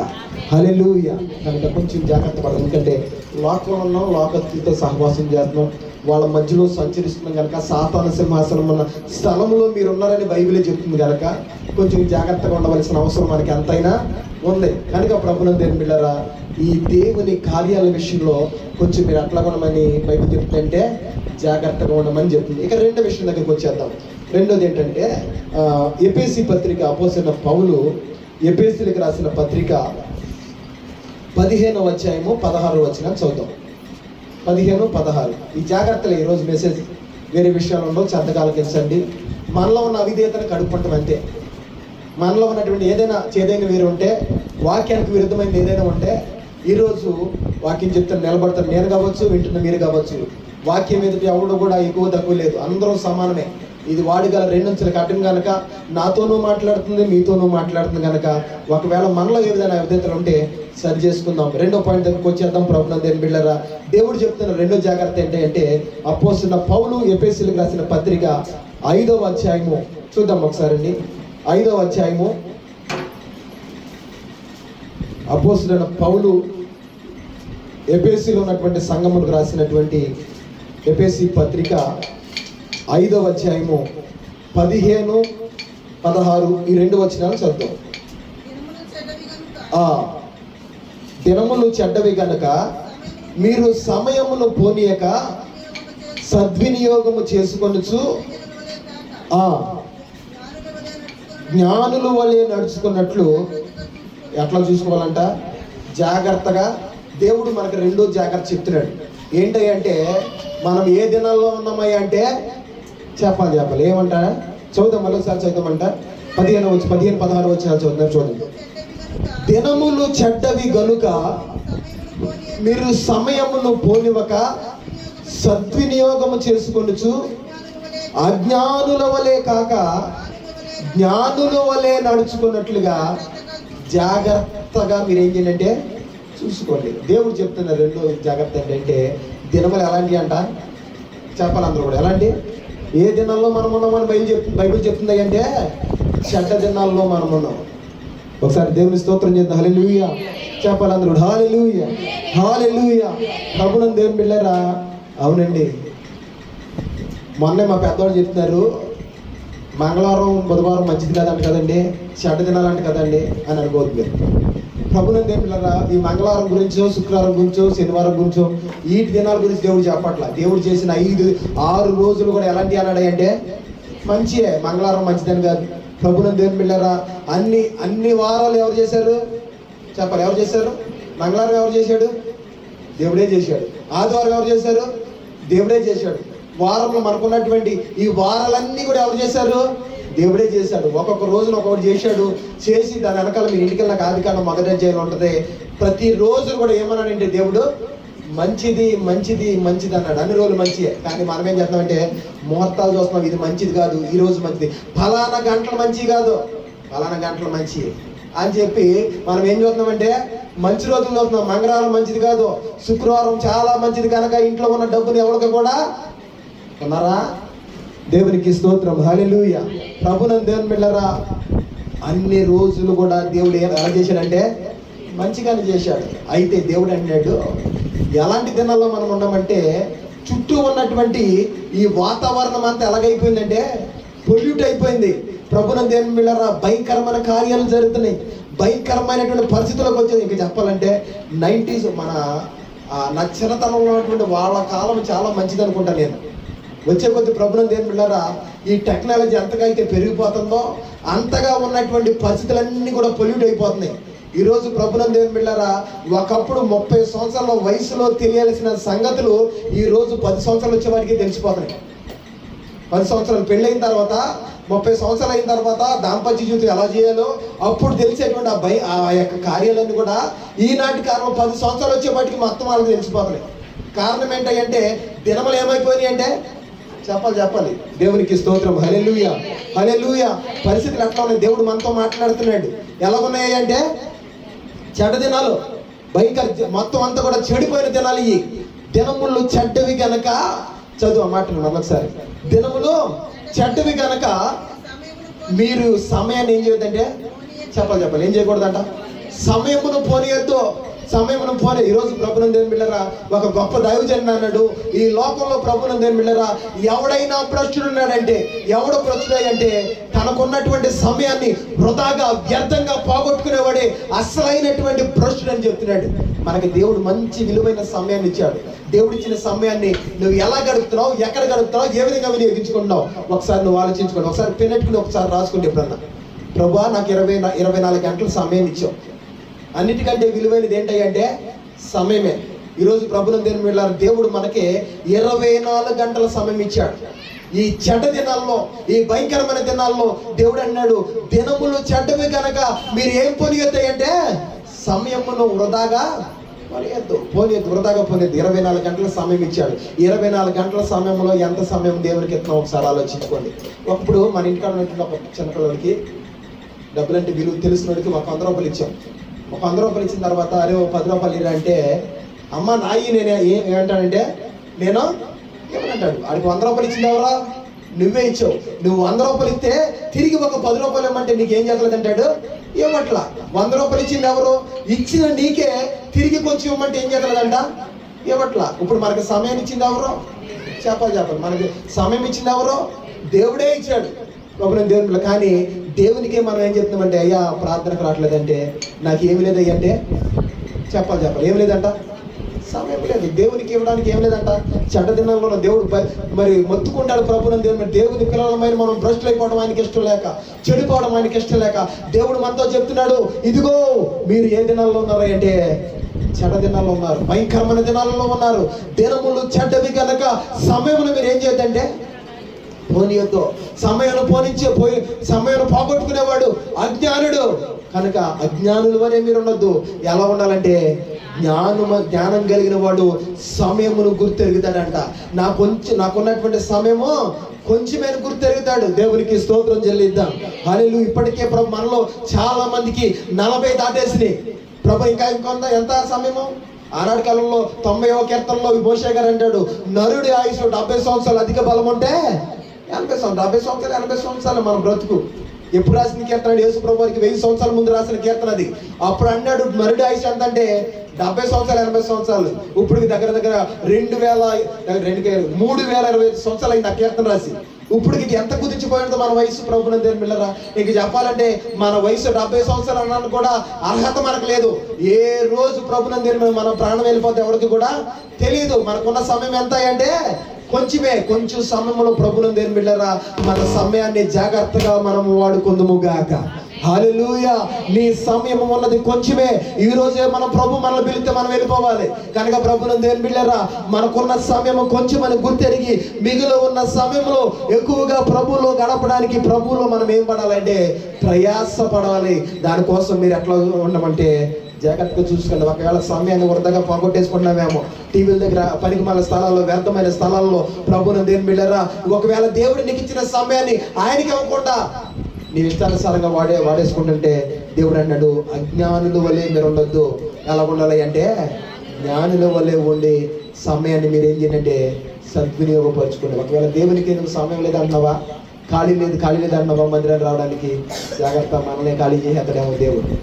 ఒక రోజున 2 భార్యాభర్తలు ప్రభునందు దేవుని బిడ్డలారా బాగా ప్రార్థన పరులు. 2 భార్యాభర్తలు దేవుని నమ్ముకున్నటువంటి వాళ్ళు. వాళ్ళకు ఒక కొడుకున్నాడు. పెద్దోడు కొంచెం ఎదిగాడు, ఎవరి ప్రాయంలోకి వచ్చాడు. అటువంటి పరిస్థితిలో ప్రభునందు దేవుని బిడ్డలారా ఆ భార్యాభర్తలిద్దరు కూడా కొడుకు చెప్తున్నారు, నాన్న మందిరానికి రాలా మాతో పాటు ప్రార్థన రా అని చెప్తున్నారు. చెప్తుంటే మీరు వెళ్తున్నారుగా వెళ్ళండి, మీరు చేస్తున్నారుగా చెయ్యండి అని చెప్పి ఎప్పుడు కూడా ప్రార్థన నిర్లక్ష్యం చేస్తూ ఉండేవాడు. కానీ తల్లిదండ్రులు అయితే ప్రార్థనలో బాగా ఎదిగినటువంటి కుటుంబం. దేవుని సన్నిధిలో వాళ్ళిద్దరు ప్రార్థన చేశారు. ప్రభువా నేను ఎంతగానో నా బిడ్డ కోసం ప్రార్థన చేస్తున్నాను, వాడు ఎంతగానో మంచి మార్గంలోనే పెంచాను, కానీ వయసు వచ్చిన తర్వాత నా మాట వింటలేదయ్యా, నీ సన్నిధికి రావట్లేదు. నేను ఎంత చెప్పినా సరే వాడు వింటలేదు. ప్రభువా నువ్వే ఒకసారి ఆడితే ఏం చేయాలంటే మాట్లాడు ప్రభువా అని చెప్పి తల్లి కుమారుడు కోసం, కుమారుడు లోకంలో కలిసిపోవడం ఇష్టం లేక, దేవునికి దూరం అయిపోవడం ఇష్టం లేక దేవుని సన్నిధిలో ప్రార్థన చేస్తుంది. వాడికి దేవుడు ఇచ్చిన సమయాన్ని అంతా కూడా భయంకరంగా వ్యర్థంగా గడిపేస్తుంటే తల్లి ప్రార్థన చేస్తుంది, ప్రభువా ఇదిగో మా భార్యాభర్తల వలె నా కుమారుడు కూడా నీ సన్నిధిలో ఉండాలి, నీలో గడపాలి, తన యొక్క యవ్వన ప్రాయాన్ని అయ్యా నీ కొరకు ఉపయోగించాలి అని చెప్పి దేవుని సన్నిధిలో ప్రార్థన చేస్తే వీళ్ళు ఎంతగా ప్రార్థన చేస్తున్నాడో వాడు అంతగా ఉండైపోతున్నాడంట. దేవుని సన్నిధికి రాట్లా దూరం అయిపోతున్నాడు. అటువంటి పరిస్థితుల్లో దేవుని పిల్లరా ఒక రోజున మనం నిద్రపోతున్నాడు. కుర్రోడు నిద్రపోతుంటే దేవుడు ఒక దర్శనాన్ని ఇచ్చాడంట. ఏంటి దర్శనం అయ్యి అంటే పడుకుండగానే మనోడు చచ్చిపోయాడంట. చచ్చిపోయి ఆత్మ పైకి వెళ్ళిపోతుంటే ఆడికి కింద నరకము పైన పరలోకం కనపడుతుంది. అయితే మా అమ్మ నాన్న రోజు పరలోకం అన్నారు, ఇదేననుకుంటా పరలోకం ఒకసారి వెళ్ళి చూసొద్దామని చెప్పి పైకి వెళ్ళాడు. పరలోకం దగ్గరికి వెళ్ళాడంట. పరలోకం దగ్గరికి వెళ్తాగానే 2 సెంట్రీ గార్డులు ఉన్నారంట బయట. అయ్యా లోనికి వెళ్తుంటే బయట నువ్వు లోనికి వెళ్తానికి వీల్లేదు అన్నారంట. అయ్యా ఎందుకు వెళ్ళకూడదు అంటే నేను వెళ్తాను చూస్తానంటే అన్నారంట. అయ్యా ఇందులోకి వెళ్ళాలంటే ఇక్కడ ఒక గ్రంథం ఉంటుంది, పుస్తకము, అందులో నీ పేరు ఏం చేయబడాలి అంటే రాయబడాలండి. అందులో నీ పేరు రాయబడాలంటే ఓహో మా అమ్మ నాన్నలు ప్రార్థన చేస్తున్నాను నా కోసం, తప్పకుండా ఈ గ్రంథంలో నా పేరు ఉండదు కనుక తీయండి, నా పేరు రాసుకోండి, నా పేరు ఉంటుంది చూసుకోండి అని చెప్పి నా పేరు ఫలానా అని చెప్పాడంట. అని చెప్తే మొత్తం పుస్తకాన్ని తిరిగేశారు కానీ ఆడి పేరు అక్కడ కూడా కనపడలా. అయ్యా నీ పేరు లేదంట. అయ్యో మర్చిపోయాను, ఇంటి పేరు చెప్తాం, ఇంటి పేరుతో కలిసి చూడండి అన్నారంట. ఇంటి పేరుతో కూడా చూశారంట, అయినా సరే ఆడి పేరు కనపడలేదంట. మూడోదిగా నాకు మర్చిపోయాను, నా వెనకాల ఉన్నటువంటి డిగ్రీలు చెప్తాం, BA PhD నా వెనకాల ఉంది, దాన్ని కూడా ఇంటి పేరు, నా పేరు, నా వెనకాల ఉన్న డిగ్రీ, ఈ 3 పెట్టి చూడు తప్పకుండా ఉండదు అన్నాడంట. ఎంత చూసినా సరే పుస్తకంలో వాడి పేరు లేదంట. లేకపోయేటికి అసలు నా పేరు లేకపోవడానికి కారణం ఏంటి, అసలు ఈ పేర్లు ఎవరు రాతారన్నాడంట. ఈ పుస్తకాలు ఈ పేర్లు ఎవరు రాతారంటే ఇంకెవరు రాతారయ్యా, దేవుడే రాతాడు. మాకేమతో పని లేదు. ఇందులో పేర్లన్నీ కూడా ఎవరు పరలోకం రావాలో, ఎవరికి నివసించాలో, దీని అర్హత ఎవరు సాధిస్తారో అన్నీ కూడా ఎవరు రాతారంటే దేవుడే రాతాడంటే ఆయన పిలవండి, నేను ఆయనతో మాట్లాడి నా పేరు ఎందుకు రాయలేదు నేను ఆయన కనుక్కోవాలి, పిలవండి. ఏమిటంటే వీళ్ళు ఎంత వాదించిన వినకపోతే వీళ్ళు లోనికి వెళ్ళి ప్రభు వద్ద చెప్పారు, ప్రభువా ఆడెవడో మూర్ఖుడు వచ్చాడయ్యా, ఆడు నా మాట అసలు ఏంట్లేదు, నా పేరు ఎందుకు రాయలేదని నేను నీతో దేవునితో మాట్లాడాలి రమ్మని పెడుతున్నారయ్యా అంటే ప్రభు వారు లోన్ వచ్చాడు. వచ్చి యేసయ్యా నా పేరు ఎందుకు రాయలే ఈ జీవ గ్రంథంలో అంటే, అయ్యా నీ పేరు రాదామని బుక్ మీద చేయటల్లా కూడా నాకు ఏముంటలేదు అయ్యా అంటే టైం ఉండలేదండి. వీడు ప్రార్థన రమ్మన్నప్పుడల్లా ఏం చెప్తున్నాడు అంటే నాకేం లేదన్నాడు అంటే చెప్పాలి ఏం లేదంటాడా, టైం లేదు, నాకు టైం లేదు, మీరు వెళ్ళండి, మీరు పని పాటలేదు కదా మీరు వెళ్ళండి అన్నాడు. వీడు మాత్రం అడ్డుకోలు తిరుగుతున్నాడు. ఒకరోజు వచ్చింది ప్రభునందు దేవుని బిడ్డలారా, చచ్చిపోయాడు, అక్కడికి వెళ్ళాడు అంటే పైకి వెళ్ళాడు, ప్రభుతో మాట్లాడతాడు, ప్రభువా నా పేరు ఎందుకు బైబిల్ గ్రంథంలో నువ్వు రాయిలా జీవ గ్రంథంలో నా పేరు ఎందుకు రాయలేని దేవుడితో దెబ్బలాడుతుంటే, అరే నీ పేరు రాదామని తీసినప్పుడల్లా కూడా నాకేమీ ఉంటలేదు అంటే టైం అట్లా. నువ్వే నాకు చెప్పేది. ప్రభువుని దేవుని బిడ్డలారా, ఆయన మనం పుట్టించినవాడు, పెంచినవాడు, పోషించినవాడు, మన జీవిత కాలం అంతా కూడా లెక్కేసినవాడు. ఆయనకే నువ్వు టైం లేదని చెప్తే నీ పేరు రాయడానికి ఆయన టైం ఉంటుందంటవా? పరలోక రాజ్యంలో నేను చేర్చుకోవడానికి ఆయన టైం ఉంటుందంటవా? ఒకసారి ఆలోచించండి. టైం ఇచ్చిన వాడికే నువ్వు ఏం లేదని చెప్తున్నావా అంటే టైం నీకు టైం లేకుండా చెప్తాడేమో. ఒకసారి చూసుకో. దేవునికి స్తోత్రం. హల్లెలూయా. ప్రభువుని దేవుని బిడ్డలారా, ఈ శ్రేష్టమైన సమయంలో దేవుడు మనతో మాట్లాడుతున్నాడు. దినములు ఎలాంటివి అంటే చెడ్డ దినాల్లో మనం దినములు చెడ్డవి గనక మీరు సమయమును పోనీయక సద్వినియోగపరచుకొనుచు అజ్ఞానుల వలె కాక జ్ఞానుల వలె ఉన్నట్లుగా మీరు ఎట్లా ఉండంటే జాగ్రత్తగా చూసుకోండి. ఈరోజు దేవుని పిల్లారా, సమయమును దుర్వినియోగపరుచుకునేవాడు అజ్ఞాని అయితే, సమయాన్ని సద్వినియోగపరుచుకునేవాడు దేవుని దృష్టిలో జ్ఞాని. నువ్వు జ్ఞానిగా ఉండాలనుకున్నావో, అజ్ఞానిగా ఉండి నీ యొక్క లైఫ్ నువ్వే పాడు చేసుకోవాలనుకున్నావో నీ ఇష్టం కనుక. ప్రభువుని దేవుని బిడ్డలారా, టైం ఇచ్చిన వాడికే టైం లేదని చెప్తున్నావేమో, ఒకసారి చూసుకోమని, ఈరోజు జాగ్రత్తగా చూసుకోమని దేవుని వాక్యం మనకి చెప్తుంది. దేవునికి స్తోత్రం చెల్లిద్దాం. దేవుడు ఇశ్రాయేలు ప్రజలను ఆ బయల్స్ ఫోన్ అనే ప్రాంతం దగ్గర తీసుకొచ్చి వాళ్ళకి కొన్ని జాగ్రత్తలు చెప్పాడు. బయల్స్ ఫోన్ అన్న మాటకి అర్థం ఏంటంటే జాగరూకత లేకపోతే జాగ్రత్త పరుడి అనేటువంటి అర్థం వస్తుంటే, ఈ రోజు ప్రభుని దేవుడు కూడా మనకు కొన్ని జాగ్రత్తలు చెప్తున్నాడు. మొదటి జాగ్రత్త ఏంటంటే, మీరు యోషువ వలె ఏం కావద్దంటే భ్రష్టులు కావద్దని జాగ్రత్త పడండి అన్నాడు. రెండోది ఏంటంటే, దినములు చెడ్డవి కనుక, చెడ్డ దినాల్లో మీరు ఉన్నారు కనుక మీరు సమయాన్ని ఏం చేసుకోండి అంటే సద్వినియోగపరచుకోండి. ప్రభువుని దేవుని అజ్ఞానుల వలె మీ సమయాన్ని మీరు వ్యర్థపరచుకోవద్దు. దేవునిలో ఎక్కువ సమయం గడపడానికి ప్రయాసపడండి.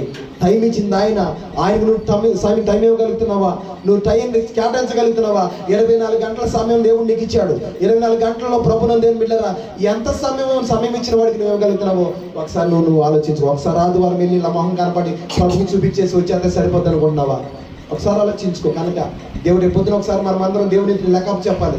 అయ్యా, నీకు నేను 24 గంటల సమయం ఇచ్చాను, రోజుకి 8615 సెకండ్లు ఒక్కొక్క రోజుకి ఇచ్చాను నేను. ఎన్ని సెకండ్లు ఎంత నాకు నా సంధిలో గడిపావో, ఎంత నాకు ఇచ్చావో రేపు పొద్దున్న లెక్క అడుగుతాడు. కనుక ప్రభువుని దేవుని బిడ్డలారా, ఒకసారి మనం ఏం చేయమని జాగ్రత్తగా చూసుకోండి. ఈ కడవరి దినాల్లో, దుర్దినాల్లో వ్యర్థమైన వాటి వంతు పరిగెట్టకుండా దేవుని సందులో మీ సమయాన్ని గడపడానికి ప్రయాసపడాలని దేవుడు చెప్తున్నాడు. ఇక మూడో దాని దగ్గర కూడా వెళ్ళిపోతాం. ఒకసారి దాన్ని కూడా చూద్దామండి. మత్తయి సువార్త మూడో జాగ్రత్త ఏంటంటే, మూడో జాగ్రత్త ఒకసారి చూద్దాం. చివరిగా ప్రభు చెప్తున్నటువంటి మూడవ మాట మత్తయి సువార్త 7వ అధ్యాయము 15వ వచనం ఉంది. ఒకసారి చూద్దాం. ఆశీర్వాదాల గురించే కాదండి, జాగ్రత్తల గురించి చెప్పినప్పుడు కూడా శ్రద్ధగా మనం తీసుకోవాలి. దాన్ని జాగ్రత్త పడితేనే దేవుని ద్వారా దీవించబడతాం. జాగ్రత్త పడితేనే దేవుని ద్వారా ఆశీర్వదించబడతాం. మత్తయి సువార్త 7వ అధ్యాయం 15వ వచనం, అబద్ధ ప్రవక్తల విషయంలో జాగ్రత్త పడుడి, వారు గొర్రె చర్మములు ధరించుకుని మీ వద్దకి వస్తారు. మూడో చెప్తున్నాడు. చాలు. మూడో దేవుడు ఏం చెప్తున్నాడు అంటే, ఎవరి విషయంలో జాగ్రత్తగా ఉండాలంట చెప్పాలి. ఎవరి గురించే? 3 మాటలు చెప్పాడండి. 2 మాటలు చెప్పుకున్నప్పుడు ఒకటేంటి, యోషువ వలె మనం ఏం కాకూడదంటే భ్రష్టులు కాకూడదు. లోకం ఆకర్షిస్తాం, రంగురంగుల వలయాలు. లోకమంతా మనల్ని ఏం చేద్దాయంటే ఆకర్షిస్తుంది అని చెప్పి యోషువ వలె భ్రష్టులు అయిపోతే ఆశీర్వాదం పొందుకోలేం అని చెప్తుండే. దాని విషయంలో జాగ్రత్త ఉందని చెప్తున్నాడు. రెండోదంటే, నేను మీకు సమయం ఇచ్చాను, ఆ సమయాన్ని మీరు ఏం చేయండి అంటే చాలా జాగ్రత్తగా చూసుకోండి. చెడ్డ దినాల్లో ఉన్నారు, భయంకరమైన దినాల్లో ఉన్నారు, మీకు ఇచ్చినటువంటి సమయాన్ని పాడు చేసుకోవద్దని చెప్పి దేవుడు చెప్తున్నాడు. మూడోది ఏంటంటే, అబద్ధ ప్రవక్తల విషయంలో మీరు ఎలా ఉండండి అంటే జాగ్రత్తగా ఉండండి. ఇది చాలా డేంజర్ అండి ప్రభువుని దేవుని బిడ్డలారా. మూడోది ఏంటంటే, ఆ భక్తిలో ఎదుగుతున్న వారిని సైతము భక్తి మార్గంలో నుండి భక్తి ముసుగులోనే తప్పించేటువంటి ఒక భయంకరమైన కుట్ర ఏంటంటే అబద్ధ బోధ. ఏ బోధ ఇది? అబద్ధ బోధ. వాక్యాన్ని వాక్యంగా బోధించకుండా వాక్యాన్ని ప్రభుని వాక్యము ద్వారా ప్రభునందేమి బిళ్ళరా, వాక్యం ఏమి చెప్తుందో, బైబిల్ ఏం చెప్తుందో, దేవుని ఉద్దేశం ఏదో అది బయలుపరచకుండా అనేక మంది నానా రకాలైన బోధలు, వాళ్ళ స్వచిత్తం, వాళ్ళ సొంత ఆలోచనలు బట్టి బోధ చేస్తూ అనేకమైన వారిని త్రోవ త్రప్పిస్తున్నారంట. ఇలాంటి వారిని గురించి బైబిల్ ఏమంటుందంటే, పైకి గొర్రె చర్మమును ధరించుకున్నటువంటి లోపల ఎటువంటి స్వభావం కలిగిన వాళ్ళు అంటే వీళ్ళు క్రూరమైనటువంటి తోడేళ్ల స్వభావం కలిగిన వాళ్ళు మీ దగ్గరకు రాబోతున్నారు, రాకడ దినాలని దేని వాక్యం సెలవిస్తుంది. దేవునికి స్తోత్రం చెల్లిద్దాం.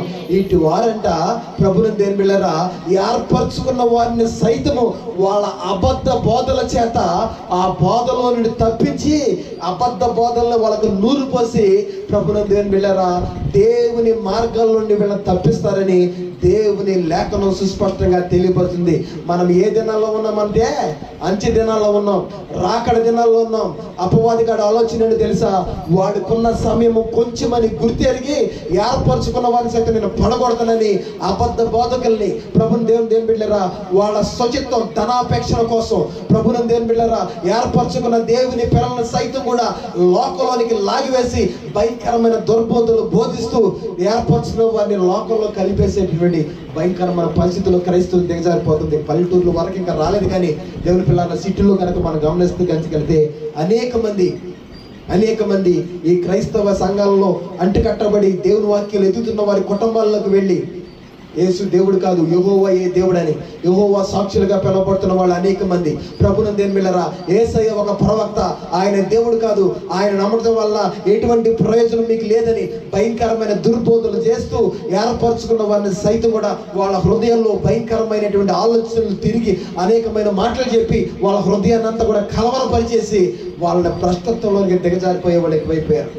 నా దగ్గర కూడా ఆ మధ్యలో ఒక అతను వచ్చాడు, తమ్ముడు నువ్వు ఏ మతం అన్నాడు. అయ్యా నేను క్రిస్టియన్ అయ్యా, నేను క్రీస్తుని నమ్ముకున్నాను, రక్తంలో యేసే రక్తంలో కడగబడ్డాను, దేవుని బిడ్డగా మార్చబడ్డాను, ఒకప్పుడు పాపంలో నన్ను ఆ యేసే రక్షించుకుని ఆయన బిడ్డగా నన్ను చేర్చుకున్నాడు, ఆయన రక్తంలో నన్ను గడుక్కున్నాడు అని చెప్తే ఆ వ్యక్తి ఏమన్నాడు అంటే, తమ్ముడు నువ్వు ఎంత మూర్ఖత్వం ఉన్నావో, యేసయ్య దేవుడు కాదు నాన్న, ఆయన ఒక ప్రవక్త, యెహోవాయే ఎవరంట దేవుడు, యేసయ్య దేవుడు కాదు, ఆయన నమ్మటం వల్ల నీకు ఎటువంటి ప్రయోజనం కూడా లేదు అని చెప్పి నన్నే దగ్గర గంట నాతో మాట్లాడాడు. నేను చెప్పాను, బైబిల్ చెప్తుంది, బైబిల్ విరుద్ధంగా నేను ఏది చేయను, బైబిల్ ఏది చెప్తే అదే చేస్తాను. యేసు రక్తం ద్వారా ఎవరైతే కడగబడతారో వాళ్ళే తండ్రి దగ్గరికి ఏం చేయబడతారంటే చేర్చబడతారు. దేవుడు చెప్పాడు, ప్రభు చెప్పాడు, నేను ఒక్కడనే మార్గము, నా ద్వారానే మీరు ఎక్కడికి వెళ్ళాలి అంటే తండ్రి దగ్గరికి చేర్చబడతారు, వేరే మార్గాలు ఏమి కూడా లేవు. ఆయన ఒక్కడే చెప్పాడు, ఐ ఆమ్ ద వే,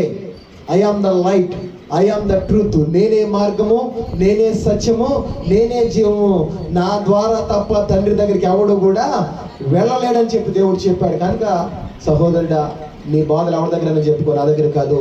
నేను ఆ దేవుణ్ణి విశ్వసించాను, ఆయన రక్తంలో కడగబడ్డాను, ఆయన నా కోసం దిగివచ్చి నా కొరకు రక్తం కార్చాడని నేను ఆయన చేసిన యాగాన్ని నమ్మాను. ఈరోజు ఆయన బిడ్డగా నేను ఏం చేయబడ్డానంటే మార్చబడ్డాను. కనుక నా నుండి, నా బోధ నుండి, నేను నమ్ముకున్న మార్గం నుండి ఎవరు కూడా నన్ను తప్పించలేరు అని చెప్పి వాడు చెప్పేసాను. వాడు నా దగ్గర నేర్పాడు. ప్రభు నన్ను నాకు కొంచెం బైబిల్ అంటే అవగాహన ఉంది కనుక నేను కొంచెం వాడి దగ్గర నుండి విడిపించబడ్డాను. కానీ చాలా మంది విశ్వాసులు, వాళ్ళకి అసలు ఏంటో కూడా తెలియదు, ఏదో వస్తున్నామా వెళ్తున్నామా, అయ్యా పాస్టర్గా వస్తారు ఇంటికి, మేము కూడా మేము ప్రార్థన చేస్తాం మీకోసం అంటారు, ఏదో చెప్తాడు, ఏదో చెప్తారు. కొంతమంది అంట ప్రవచనాలు చెప్తారంట. ఏం చెప్తారు చెప్పాలి, ఏం చెప్తారు? ప్రవచనాలు చెప్తారంట. అమ్మా దేవుడు నాకు నీతో మాట్లాడమంటున్నాడు, నీకు ఇది చెప్పమంటున్నాడు అని చెప్తారంట. అమ్మ నీతో చెప్తా, ఆలవాడితో చెప్తుందేంటి? ప్రార్థన చేసేది నువ్వు, నీతో చెప్పినాడు దేవుడు, ఆలవాడితో చెప్తుందేంటి? నీకోసం ఏమైనా కన్నీరు కాస్తున్నాడా? నీకోసం ఏమైనా ప్రాబ్లం లేదు, రోజు ప్రార్థన చేస్తున్నాడా? ఎవడో పరిమాణం కోసం వాడుకో, నీకోసం చెప్తుందేంటి? చెప్తే నీ సంఘ కాపురం చెప్పాలి, అంతే కదా. ఎవరి కోసం చెప్తుందేంటి? ఈరోజు ప్రభునందు ఆశీర్వాదాలని, స్వస్థలని సంఘంలో ఉన్న వారిని చెదరగొడుతూ భయంకరంగా మరి అనేక మంది దుర్బోధకులు. క్రీస్తు ఏం చెప్పాడంటే, మీ పరలోకం కోసం ఏం చేయమన్నాడంటే ప్రయాసపడమన్నాడు. పరలోకం కోసం ప్రయాసపడవలసిన వారిని ఆశీర్వాదాలని, స్వస్థతలని, మహిమలని, అవని ఇవని ప్రభునంది ఎవరెవరో సంఘాలలో వాళ్ళు పోగేసుకుని భయంకరంగా విచ్చలవిడిగా ప్రభునంది బిడ్డలారా వాళ్ళ హృదయాల్లో వేటి మీద దేవుని వాక్యం మీద ఉండవలసిన నమ్మకాన్ని కొబ్బరి డబ్బాల మీద, ఆ అంజూర పళ్ళు మీద వేటి మీదకో పెట్టేస్తూ, కచ్చిపుల మీదకో, కొబ్బరి నూనె మీదకో పెట్టేస్తూ ఈరోజు ఎక్కడికి వెళ్ళిపోతుంది క్రైస్తవం? ఏం బోధిస్తున్నారు సేవకులు? ప్రభునంది బైబుల్ ఎక్కడైనా అంజూరపు పండు పండగని ఉందా? ఒకసారి ఆలోచించేద్దామా? అంజూర పండు పండుగని దేవుడు ఏం చెప్పలేదు, ఎక్కడా చెప్పలా. వీళ్ళు సొంతంగా పెట్టుకున్నారు ప్రభుని. దేని బిడ్డారా, దేవుని రక్తం మీద ఉండవలసిన విశ్వాసాన్ని దేని మీదకి మార్చేస్తున్నారు అంటే కొబ్బరి నుండి డబ్బాల మీద మార్చేస్తున్నారు. ప్రభుని కచ్చిపుల మీద మార్చేస్తున్నారు. ఆనాటి కాలం అసలు కచ్చిపులు ఎట్లా వచ్చినాయి తెలుసా? ఆనాటి కాలంలో అపోస్తులైనటువంటి పౌలు గారు ప్రభుని దేని బిడ్డారా దేవుని ఆత్మ చేత నింపబడి ఆయన వాక్యం చెప్పుకుంటూ వెళ్తుంటే ఆయన వస్త్రపు చెంగులు తాగినటువంటి రోగులందరూ కూడా ఏమైపోయాడంటే స్వస్థపడిపోయాడంట. దాని ద్వారా వచ్చింది. ఇప్పుడు పాస్టర్ గారు కచ్చిపుకి ఏం చేస్తాడంటే ప్రార్థన చేస్తారు. కచ్చిపులకి ఏమొచ్చేసిందంట? కొబ్బరి నూనె ప్రార్థన చేస్తాడు. ఇక వాళ్ళ విశ్వాసం అంతా కూడా దేవుని మీద ఉండవలసిన విశ్వాసం దేని మీదకి వచ్చేస్తుంది అంటే కచ్చిపుల మీదకి, కొబ్బరి నూనె సీసాల మీదకి, ఇంకా దేని మీదకే అంజూరపు కాయల మీదకి. దేవుడు చెప్పింది మనకి. అనేక మంది బిడ్డల ప్రభుని దేని బిడ్డరా ఇలాంటి దుర్బోధలు చెప్పి ప్రభుని దేని బిడ్డ దేవుని మీద ఉండవలసిన విశ్వాసాన్ని ఇలాగ బయటికి తప్పించేసి భయంకరంగా విచ్చలవిడిగా అసలు ఏది నిజమో ఏది అబద్ధమో కూడా తెలుసుకోలేనటువంటి భయంకరమైన పరిస్థితుల్లోకి విశ్వాసాన్ని తీసుకెళ్ళిపోతున్నారు. దేవునికి స్తోత్రం చెల్లిద్దాం. ఈ రోజు నా దేవుడు నాతో చెప్పమన్న మాట ఏంటంటే దేవుని వాక్యానికి విరుద్ధంగా ఏదున్నా అది దేవునికి హేయమైనదే. అబద్ధ బోధకుల విషయంలో మీరు ఎట్లా ఉండంటే జాగ్రత్తగా. ఎవడో ఎదుటికి వెళ్ళి ఎవడో ఏదో చేస్తాంటే వాడి దగ్గర ప్రయాసపడడం కంటే నువ్వు మోకరించి దేవుని ఎదుట కన్నీరు గార్చి ప్రభుకు చెప్పుకొని నీ బాధలన్నీ తప్పకుండా ఒక సమయం వచ్చినప్పుడు నీ ప్రతి పరిస్థితులను నా దేవుడు విడిపిస్తాడు. దేవునికి స్తోత్రం చెల్లిద్దాం. హల్లెలూయా. గొర్రెల వలె మనము త్రోవ తప్పిపోకూడదని ప్రభుని దేవుని బిడ్డరా నా దేవుడు నీకు ఒక విశ్వాసం అనేటువంటి నేత్రాన్ని ఇచ్చాడు. ఆ విశ్వాసపు నేత్రం తెరిచి దేవుని సందులో ప్రార్థన చేయి. ప్రభు వైపు కన్నులెత్తి ఏది చేసినా నీ జీవితంలో కార్యం ఎవరు చేయాలి అంటే ఎవడే చేయాలి. దేవునికి స్తోత్రం చెల్లిద్దాం. ఎక్కడికి వెళ్ళినా ఎవడు ఏది చేయలేడు. దేవుని బిడ్డలారా ఏది చేసినా నా దేవుని పాదల దగ్గర పడి పెరిగిలాడి కన్నీరు విడిచి ప్రార్థన ద్వారా సంపాదించుకోవాలి తప్ప ఎక్కడికి వెళ్ళినా నీ జీవితంలో ఏ కార్యం కూడా. కనుక మనకి దిక్కు ఎవరై అంటే మన ప్రభు అయినా. పట్టుకోండి ప్రభు పాదాలు పట్టుకోండి. అని నమ్మద్దు, ఎవరిని నమ్మద్దు, అసలు నన్ను కూడా నమ్మద్దు. మీరు దేవుని వాక్యాన్ని నమ్మండి. నా యొక్క ఆలోచన ఏంటో తెలుసా? నా పిల్లలైన వారు, దేవుడు నాకు అప్పగించినటువంటి నా బిడ్డలందరూ కూడా, నా విశ్వాసులందరూ కూడా నిజమైన వాక్యం ఏదో ఏం చేయాలంటే తెలుసుకోవాలి. చేయండి. మనమే కాదు వినేది, ఈ వాక్యాలు అనేక మంది వినాలి. దుర్బోధల వైపు ఎవరు కూడా వెళ్ళకూడదు. ఈ కడవరి దినాల్లో, దుర్దినాల్లో, ఈ భయంకరమైన దినాల్లో ఏది నిజమో, ఏది సత్యమో, ఏది అసత్యమో, అసలు దేవుడు మనల్ని ఎందుకు పిలుచుకున్న వాటికి వెళ్లకుండా మనం వేటి వెంట పరిగెడుతున్నామో ప్రభునందు ప్రతి ఒక్కరు కూడా తెలుసుకోవాలి. దేవుడు చెప్తున్నాడు జాగ్రత్తగా ఉండని చెప్పి మనకు కొన్ని జాగ్రత్తలు చెప్తున్నాడు. దేవునికి స్తోత్రం చెల్లిద్దాం. హల్లెలూయా. ప్రభునందు దేవుని బిడ్డలారా నేను ఒకసారి ఒక మెసేజ్ చెప్పాను, మీకు గుర్తుందో లేదో. ఏంటంటే మత్తయి సువార్తలో ఉంటుంది. అది తప్పిపోయిన గొర్రె గురించి, తప్పిపోయిన నాణ్యం గురించి, తప్పిపోయిన కుమారుడు గురించి. ముగ్గురు కూడా ఒకే అధ్యాయంలో ఉంటుంది. ముగ్గురు ఏమైపోయారంట? తప్పిపోయారు. వీళ్ళ గురించి వాక్యం చెప్తూ గొర్రెని తప్పిపోయింది అంటే తన అమాయకత్వం వల్ల గొర్రె ఏమైపోయిందంటే తప్పిపోయింది. నాణ్యం ఎందుకు తప్పిపోయిందంటే నిర్లక్ష్యం వల్ల నాణ్యము తప్పిపోయింది. మూడోది ఏంటంటే కుమారుడు ఎందుకు తప్పిపోయాడంటే అన్నీ తెలిసి తప్పిపోయాడు. ఈరోజు ప్రభుత్వం దేని బిడ్డలారా కొంతమంది వాళ్ళ అమాయకత్వాన్ని బట్టి తప్పిపోతున్నారు. కొంతమంది నిర్లక్ష్యాన్ని బట్టి ఏమైపోతున్నారంటే దేవుని ద్వారా తప్పిపోతున్నారు. మూడోది అంటే తెలిసి ఏమైపోతున్నారంటే తప్పిపోతున్నారు. నా పిల్లలైన వారు తప్పిపోకూడదని ఈరోజు నా హృదయంలో దేవుడు పెట్టినటువంటి ఈ జాగ్రత్తలను ముందు పెడుతున్నాను. దేవుడు అన్నాడు మీరు కడవరి దినాల్లో ఉన్నారు, అంత్య దినాల్లో ఉన్నారు. కనుక మీరు ఏం చేయండి, జాగ్రత్తగా చూసుకోండి. మీ భక్తి జీవితాన్ని జాగ్రత్తగా కాడిపోగొట్టుకోండి. అపవాదిగాడు వాడుకున్న సమయం ఎంత అంటే కొంచెమే. వాడుకున్న సమయం కొంచెమే అని వాడు గుర్తెరగాడు, మనం గుర్తెరగలేకపోతున్నాం. వాడుకున్న సమయం కొంచెమే అని చెప్పి ఎవరిని మింగుతున్నా అని గర్జించి సింహం వల్ల తిరిగిలాడుతున్నాడు. ఏర్పరచుకున్న వారిని సైతం, ప్రార్థనలో ఉన్న వారిని సైతం నేను పడగొడతానని చెప్పి ప్రభువుని దేవుని బిడ్డలారా వాడు తిరుగుతున్న భయంకరమైన దినాలలో ఒకసారి ఈ మెసేజ్ ద్వారా దేవుడు మనతో మాట్లాడుతున్నాడు. నీ ఆధ్యాత్మిక జీవితాన్ని జాగ్రత్తగా నువ్వేం చేసుకోవాలంటే చూసుకో, కాపాడుకో. ఎక్కడ తప్పిపోతున్నావో, ఎక్కడ తొలగిపోతున్నావో దేవుడు 3 మాటలు చాలా ఉన్నాయి. నేను చూసుకున్న దగ్గర 10 పాయింట్లు రాసుకున్నాను. నేను 10 పాయింట్లు రాసుకున్నాను. ఇది చెప్పడానికి సమయం కాదు కనుక కొన్ని మాటలతో నేను ముగిస్తున్నాను. మీరు జాగ్రత్త పడండి, మీ తోటి వారిని జాగ్రత్త పరచండి, దేవుని ఆశీర్వాదాలు పొందుకోండి. అట్టి కృప ప్రభు మనకు దయచేయునుగా.